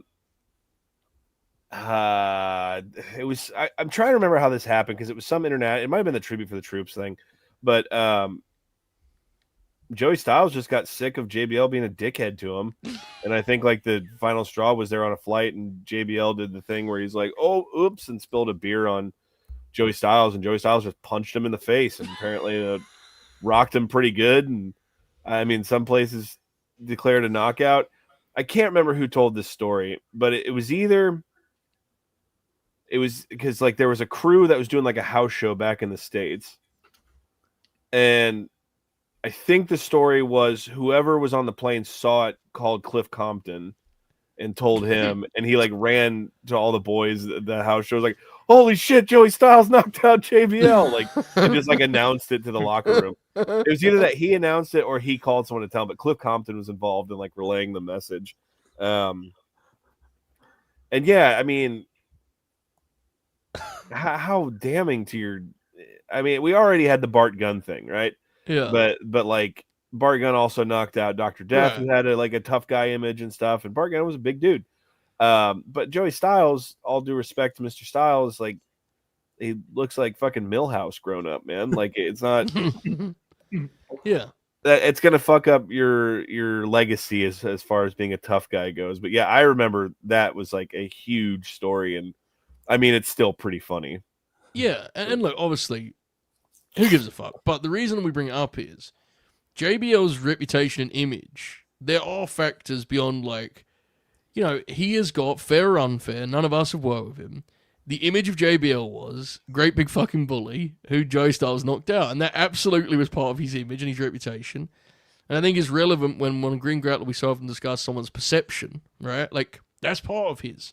Mm-hmm. In addition, Alex, your favorite announcer, Mauro Ranallo, shared the booth with him in 2016 and 2017. And I know this was a big story because this was my first few months on Fightful. Whether you believe this or not, folks, watching this that wasn't around then, one of the lead stories in wrestling for a couple months was, why is JBL bullying Mauro Ranallo? Now, Bob, firstly, am I correct? Am I making that up or am I correct? I'm pretty sure that was a big story. This led to chants, I believe. I believe there was like a fire JBL trend, I want to say. Yeah. That sounds right. Wasn't the end of this story that Mauro just came out and said it wasn't JBL, or am I? Yes. Didn't that happen? Mm-hmm. That's fucking awesome, dude. Wrestling is the greatest. I'm pretty sure, like, I don't think it was really a real thing. Oh, but it got a lot of fucking. And again, I say this or say, wrestling stupid chance, but all of this creates an image around JBL that's like people are kind of it's confused, right? People are torn on how to feel. And they're conflicted, I guess I should say. Let me point out that the last title reign that JBL called was one Jinder Mahal. when he was. That's on magical. That's magical. And we should also Full point circle. out that he returned triumphantly Oh, in the midst of a global pandemic as everyone struggled mightily to make it to the next day, and as the WWE talent battled to make it to the Performance Center without catching COVID, somehow, out of nowhere, in the blink of an eye, they led a WrestleMania presentation with JBL was just on color, and it was never explained why he was there. And unless I'm mistaken, Oracle, and feel free to change my mind on this if I'm missing something, he was never on again as an announcer. Like, that was, he just did Mania and then went home. He did I main think event so. for a little bit. He Remember did. this a couple of years No. ago? It was when the Grin. It's after the Grin had started. It was like, hold on, I'm about to go to cage match now. Okay. He was a weekly commentator on main event. What the fuck? When he was doing the Corbin Incredible. thing? Around that period, maybe, or right before. I don't remember this. Fuck. Hold on. All right, feel free to research that. Bobby, do you remember this pandemic appearance of JBL where he just emerged from the dust to see Bliss Cross win the tag straps? I do. He wanted to see history, and He I get did. that. And I get that. In a global pandemic, JBL just like spawning to do color commentary. Okay, no. So here's what it was. He Okay. would come back and do a tribute to the troops. Okay, which Of course. remember he would do that every he Yeah. did that every year. He did Mania 36. He did one match at Mania 37. What? He just did guest This is what I remember. He only did it for a week. I thought he did it more. Oh, It just shit. Okay. stuck out to me so much. It was in 2024. He called the main event that What aired the fuck? from the T-Mobile Center in Kansas City with Blake Howard was the play-by-play, and JBL did color. And the matches were Katana Chance and Caden Carter versus Chelsea Green and Piper Niven, and the Creed brothers versus Legado del Fantasma, Angel Umberto. Oh my god, I had no idea. Good lord. Okay. The other thing too is, someone told me recently, and I think he said as much, but I never really believed him. Apparently, he doesn't have a contract with them. He doesn't even have like one of the Legends deals. He just is JBL. So like, it's sort of just silently agreed upon that they're family. I guess I don't fucking know. Is he in the video games, Bob? He has been recently. I don't have 2K25, but he's definitely been in recently. Chat, is he in this? Is he in the latest game? Alex, what did you gonna say, mate? Sorry. Yeah, he lives in Bermuda now, so I just like this idea that he's the a new version of Jesse Ventura of Yeah. I'm off That's the right. He grid. did the AAA show. Sorry, Alex. Dude, I'm good. looking at his. Oh, I He remember did, that yeah, now. He did Triple A. He has to have a Legends deal, right? He has to. He's in the games and has figures, bro. What the fuck? I don't know. Either way. Okay, He's JBL. well, all of this Yes. is leaving out what is possibly the most important and greatest attribute of his entire career. Oh shit. And that is that JBL was supposedly, allegedly, quite possibly the man behind Cranky Vince, which was the greatest Twitter account of all time. I had no idea of this law. None. Oh, okay. Oracle or Bob, do you guys remember Cranky Vince? I do. Yes. So it was just at Cranky Vince. The profile picture was a close-up of the dimple in Vince's chin. And the tweets were usually all caps. It was almost like a precursor to what like Trump would become on Twitter. And it was like Vince like yelling at stagehands and shit. And it was just an unbelievable like assortment, like his timing when things would happen, like with the TV shows, and like he would just respond fuck, or like he would always get wrong when people died, like he would get their names wrong, like when James Gandolfini died, Cranky Vince tweeted R.I.P. Gandalf, like that type of stuff. And there was also a parody Triple H account called Huge Wolf Dick around that same time that they played off of each other and were just the funniest shit in the world. And then I think it happened where like JBL posted a Cranky Vince tweet from his own account on accident and then immediately deleted it. But that's like the legend that JBL was behind Cranky Vince. And dude, that shit was so funny. And so if that's the case, Mr. Bradshaw, I salute you. Dude, I'm just researching this. You're right, that's what happened. There are multiple people, one of which ironically is Conan, who is of the belief that this, in fact, was John Bradshaw Layfield. Oh, my God. Wow. That would threaten his marriage with Vince, bro. That's crazy. My God. All right, there you go. And we should also, I mean, what a run, Corbin. Wow. Big breakfast. What a run, dude. Doing in-ring promos about the boys in the back and stuff. He basically called them all a bunch of fucking video game losers and a fucking rule. And then, like, he just, like, left, didn't he? Yeah. All right, Bobby. One more from our guy, John. Go for it. Okay, don't forget Stevie Richards going full Buford poser, vigilante justice with a chair, blue meanie revenge. Factual. It was something. It was glorious. We discussed that briefly earlier, but you can never speak too much on that. It was wild. Thank The you, most John. pro wrestling story ever, where Blue Meanie could have had an actual lawsuit against that company, but then they were like, "You can pin JBL on TV instead." All right. See you at SmackDown. Yeah. All right. Oh fuck! I forgot about all this, dude. He did this. What the fuck was this thing where he was doing this like TNA run and it just stopped in the middle of it, and he still does these indie spots where he clotheslines people. No one knows where the fuck that's. I assume it isn't going anywhere. Oh yeah, he showed up at like GCW a few times. He would. The TNA thing specifically was weird because he was clearly doing an angle with Nemeth, and then he just didn't. He stopped showing up in the middle of it. They didn't no show, but I mean, like he's no longer was doing the angle, so I don't know what the plan was, or I have no idea. Yeah, the Last Outlaw thing. Yeah. After all of that, I guess it's hard really to go anywhere from there other than just how do you add all that up? You know, you do the subtraction, you multiply a few times. What the fuck's the final result? Where do we stand? What's our final thoughts? Let's put a bow on this bizarre topic, which I'm sure is still going to go on. I'm sure he's going to be at Mania in 2040 just doing color for some reason. He'll stick around for 8 years. And he's JBL. He's every week now will produce a quote where people go, wow, John's really, it's a great quote. And then he'll say something about Vince or someone and you go, well, that's the JBL story, Bob, isn't it? Any final thoughts? No, he rules. You know, I'm glad that his legacy is kind of getting better than it was in the moment. You know, I've listened to a couple episodes of Bruce's podcast since he took it over or whatever. He's very good on it.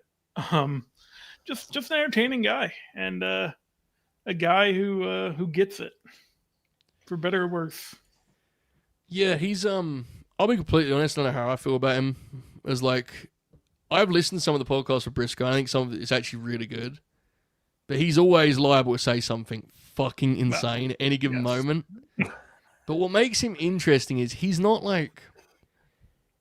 I want to be careful. I don't want to give him too much credit, but like he's not a stupid guy, man, at all. Yeah. Like, but especially compared to his peers in the podcasting field, you know, like. No, yeah. Which makes him all the more kind of puzzling when he says stuff that you go, where the fuck has he got that from, you know? And he seems to have got a new thing where he wants to make clear to us on Twitter that he's not like a lunatic politically, which I find fascinating, like what the motivation for that is. It makes me think there's truth to the cranky Vince law. Oracle, how do we... What a strange kind of story, right? I still don't know how I feel about it, but fucking fun wrestler, right? That's the most important thing for us. Oh, yeah, just fun, funny. Yeah. Fairly underrated in the ring by some. I agree. I actually think his legacy's overrated by people now. Yeah. Underrated as a worker, overrated as a legend, right? Right. And he, I don't know. I always just enjoyed him as a presence. I mean, his last commentary run, the significant one from 2012 to 2017, the 5-year run was very hit or miss. He got very annoying. But in terms of just like overall, a very unique career. I don't even know how to express it other than what I just started with, which was that I think he was underrated in the ring, and I'm going to be repetitive in that I just think I think people sort of, because they've started to sort of glamorize and praise the ruthless aggression era and stuff, I definitely think his legacy is overrated, because if you actually go revisit that stuff, I mean, stuff was not, I mean, like, short runs, promos and some fun segments and some great matches, but like, he's got a lot of bad stuff in that, and like, boring, and like goes on too long, and he really wasn't that over at times. It really had to have a good opponent to really get a super over. but yeah, I mean, I think he excelled more as a in the APA, which I thought was a great fit for him. And then, of course, I think he excelled more as a JBL character in the upper mid card, as you mentioned, Joe, from 05, 06. And then, he had some good stuff, albeit much more brief and maybe a little bit more uncommon in his second run in the ring as JBL. Yeah. But certainly a very memorable character and wrestler overall, and one that I think is overall a pretty good career. It's weird, isn't it? The more you talk about it, the less sure you are. It's really hard to assess and to kind of give a final analysis on. But he also did a lot of stuff. Like the commentary is just like, and him just sort of lingering around for 10 years is always kind of weird too. So. Yeah, because that's why this was a unique episode, because often these stories end like that, right? Boom, that's the end of the story. He stopped wrestling, he went away. JBL just kind of floated around for years, and now he's doing even more so. And I also think like the lineup we had reflected how weird his career was, in the sense that our first singles match is him as, in a main event match. It's just, he was a tag team staple, he was an underneath guy, and then he exploded and had a run that I think probably is historically overstated, but it clearly registered, especially after he did 10 years of commentary. It certainly registered. Alex, any final thoughts on the JBL story? Kind of aligned with Oracle of, I think, maybe a little bit overrated at this point in terms of, consistency. But he was a fun wrestler in the terms of brawling and laying shit in, and he does have a handful of like truly great matches. And then on top of that, he's got a catalog of like a lot of wacky shit too. Yeah. And a varied catalog, which is always important. I'm going to see if I can ever track down that Hayabusa match, because that is very fascinating to me. But anyway, a good wrestler, what many at this point would consider a throwback, because he was, in the mid to late 90s, he was a football player that they were just like, all right, let's see what you can do over here. And, kind of just threw him in the washing machine until something came out and they're like, nah, put it back in. Nah, put it back in, put it back in.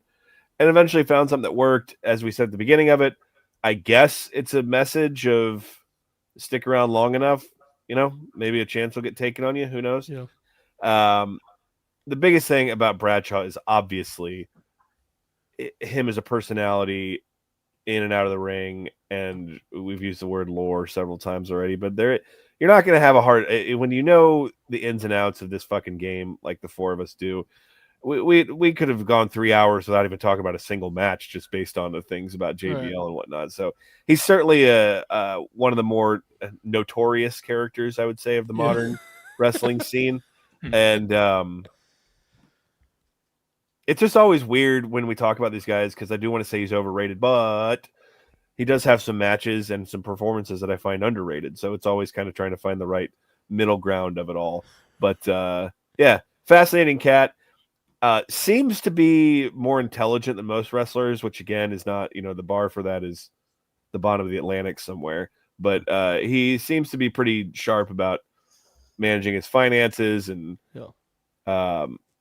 he's pretty well spoken when he tries to be publicly and whatnot. And so it seems to, I don't know if he and I would agree on too much. I honestly don't know, but I don't know anymore either.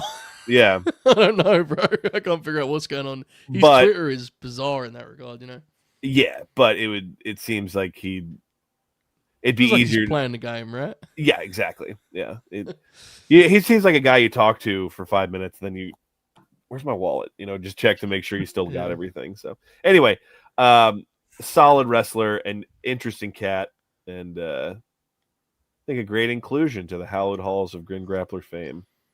I would agree, and in fear of repeating Oracle, I think he nailed it with underrated as a worker, overrated as a legend. I think JBO had an incredibly successful career, and as a result of that, it's ridiculous to say this, but I think there are versions of his career where he produces a kind of deeper, collection of top level work, but that wasn't the time he existed. He was JBL for a couple years in ring, really. The comeback obviously extends that, but it's a career that I think the eye test would suggest he actually was very, very capable.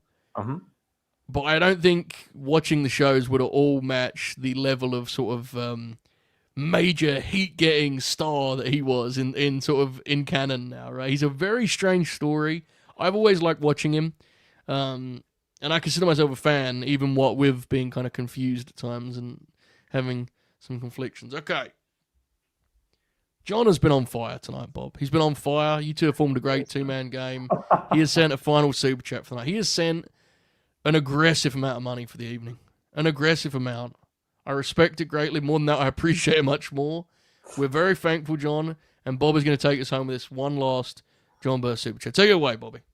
Okay. Will you, Marks, please deluge these madmen with super chats asking who will win a shoot Fox News pundit triple death cage match between JBL, Teioh, Kevin Nash, Stone Smith Mine, answering questions about Chris Benoit. So who you got there, Alex? Nash is going to take that all the way. Do you think? Yeah, Tyrus will start blaming. Never mind. Yeah, never mind. Yeah, Nash will just. I never had a problem with Chris. All right, tremendous stuff. I definitely wouldn't let him chop me, though. That definitely didn't happen. Fucking chop shit. Fuck. Thank you very much, John. Very much. Far too kind. Appreciate you. Appreciate you immensely. All right, folks, there we go. JBL in the books. And we know what next month's Grappler is. We don't need to do a thing where Bob bullies us into picking someone. Are we gonna do 6 matches, or are we gonna do like some sort of pervert lineup for this? Oh, we gotta. We haven't discussed from the format. I think it also could be fun to break from the format and just like do live reactions to some of these matches. That's interesting. Interesting. Okay, you've convinced. We might need to watch Stairway to Hell live. That or there's like a Texas death match with Foley where Hack gets knocked out immediately and keeps forgetting to stay down for the finish. 95? Yeah. Problem is though, when you start that, where do we stop? Because there's so much weird shit that I don't know. It's interesting. Very interesting. I always think we need to do, because this is more of like a Sid incarnation to me. We have to do that fucking pape match that him and Carlito have, dude. The one that's like really short. We have to. Match? Yeah, we have to, man. Like, the only one we have to do is for sure the Sab. I mean, we've already talked about. We're doing Stairway to Hell. So because that is a classic. That match is fucking awesome. Yeah. Did Hack have any memorable matches in WCW besides the Bam Bam one we already covered? Oh, I don't think Damien, so. We did the Damien match. Damien 66 match. There you go. That was fun. Of course. Who are you to doubt the Oracle of Wrestling? Yeah. Thunder or whatever the fuck it is. Spectacular work. All right, we'll lock in that line. We're probably going to shoot for, what was the date we set for that, boys? We had a date, I remember. We want to go before Christmas, right? 17th, I think? No, 16th, yeah. Sorry, 16th. Yep. 16th, yeah. So that is the plan, and we'll let it play out. Let's do some plugs going out here, folks. We hope you enjoyed this. Bobby, if they did enjoy it, how can they show us, and do you have any plugs? Yeah, you go ahead and smash that like button. I don't have any plugs at the moment because I'm going on vacation, so I won't be here for a week or so, unless I find something really funny at the Survivor Series Superstore on Friday. Then I'm going to show it off on the Grin. That's right. What a sight to look forward to. I love it. You excited for War Games? Well, I'm excited to go to San Diego. Yeah, good answer. Be a nice time. Yeah, Brock's wrestling, bro. Yeah, Alex, what's happening in the Contrarians, bro? What year is it? What is happening? We have upcoming on our lineup. Our Joker 2 episode recently dropped. Our Blade Runner episode recently dropped. We're doing currently commentary tracks over all the Exorcist films, and Exorcist 2, the commentary track for that, drops on Thanksgiving, fittingly. The Great Wall, the Matt Damon film, action film from several years ago, will be at the end of the month. We got some John Wayne action coming up in the form of The Searchers, which is just a beautiful film if you've never seen it. So a lot going on over there. We are thecontrarians.com, at Contrarian Prime across social media. Go out, find it, and yeah, Great You time as loved always. that Joker sequel, man. Fuck You loved it. people. Like, I just hated it. I was like, why? Made me rethink all the choices I'd made up until my life at that point, and I had to talk about that movie for 2 hours. Oh, I was just laughing hysterically, just having a great time listening to you just battle your way through it. It was awesome. Oracle, any plugs? I'm going to do one more desperate heave to convince Joe to watch a show on Saturday evening. That's okay. Wait. I just wanted to throw that one last desperate Dude, heave. you and I would think that's a good idea for 14 minutes before we're watching one of those War Games matches and be like, oh, this fucking sucks, right? I was thinking today. Yeah. I was like, the first 15 minutes of the Women's War Games is going to be like must-see bad. Then the problem is it's going to go another 25 minutes. Yeah, it's a terrible idea. It's your worst idea. I say that with love. It's AJ your worst Lee idea. in a War Games match. Because I remember last year's War Games, which I thought the men's War Games was good. Oracle fucking hated that show. Hated it. Dude, do you remember? You hated that show. You went asleep in there and you was like... And I was having a good day because South Carolina beat Clemson that day. Like, yeah, you was in a good mood. I was having a bad day. You thought it was terrible. The idea of us two, and it would be with Adonis, and Adonis would be like trying his best, and you and I are just like, fuck this, man. Get rid of it, you know? And then, we'd have to be really nice to Nikki Bella, and because we love Nikki, you know? We do. Future Grin Grappler style, you know? Yeah. Great wine. That's what I hear, dude. That fucking, I howled laughing at that image, dude. Yeah. It's just a really bad idea, I feel. Yeah. And then Cena and Dom are going to whiff on every strike they throw. And it's just, I will Life's probably short. be back on here for one of the flagships here. Hopefully, Yes. maybe a couple in December. The plan for I think December 12th, we're doing, the Eddie format we did recently. We're going to do that with Cena. I think you'd be a great fit on that work. Right. And the good news is my brother and sister-in-law will be out of town, but my parents and brother are also be in town, so I'll be able to come home. And I might be a little late for that show, but I should be able to. You're more than welcome on Friday, by the way, too. I think you'd be a blast on that if you want to come hang out. So, yeah. The Oracle of Wrestling. Grinning as ever, but I am turning down officially his proposal because I know how it would go, and it would go very poorly for both of us. That's okay. You know what that would end with? 3-hour post show. Is wrestling finished? Just you and I just going in circles. Yep, it is. Yeah, I agree, Oracle. It is. It happens to be the one pay-per-view I'm going to probably be able to watch live until Rumble. So yeah, I definitely get it. Yeah. No, I get it. I appreciate it. It's a bad idea, I feel. But I think you know that too, which is why we're popping about this. Yeah. Oracle and I, as Logan Paul makes his entrance in War Games at hour 4, just sitting there like, this seems to be going well. All right, folks, I will be, I'm doing the whole hour tomorrow at 3:30 Eastern. On LNG Productions tomorrow, we have the Survivor Series draft, which Bobby and Trey and Alex were on. Then, after Dynamite, I am doing Talk and Shop Live with the big man, the big LG, Doc Gallows. We have Brian Myers on. My God. Yeah, that'll be fun. So that'll be tomorrow on Talking Shop. Hey, do you remember that guy you met, Brian, at Mania Weekend, and he told you about Suzuki and oh, it's fucking awesome. Butterbean? So yeah, that'll be fun. I've already made it clear I'm in the I'm in the back seat for that because otherwise it will become action figure talk. No one needs to hear that. Anyway, that's tomorrow night. Thursday, Collision Grin Along. Friday, Brand Supremacy for the flagship. Saturday, nothing. Sunday, the boys are doing pro time cuts, so I'll take the weekend off. All right, folks, we're gearing up for a big December. We hope you've enjoyed the show. If you have, please leave a comment, like the video, all that good stuff you can do. Thank you again to everyone that watched and supported. John in particular, who bought us a few steak meals. We appreciate it very much. And everyone have a great evening, great week. Keep grinning. Oh, how enjoy this outro. Goodbye.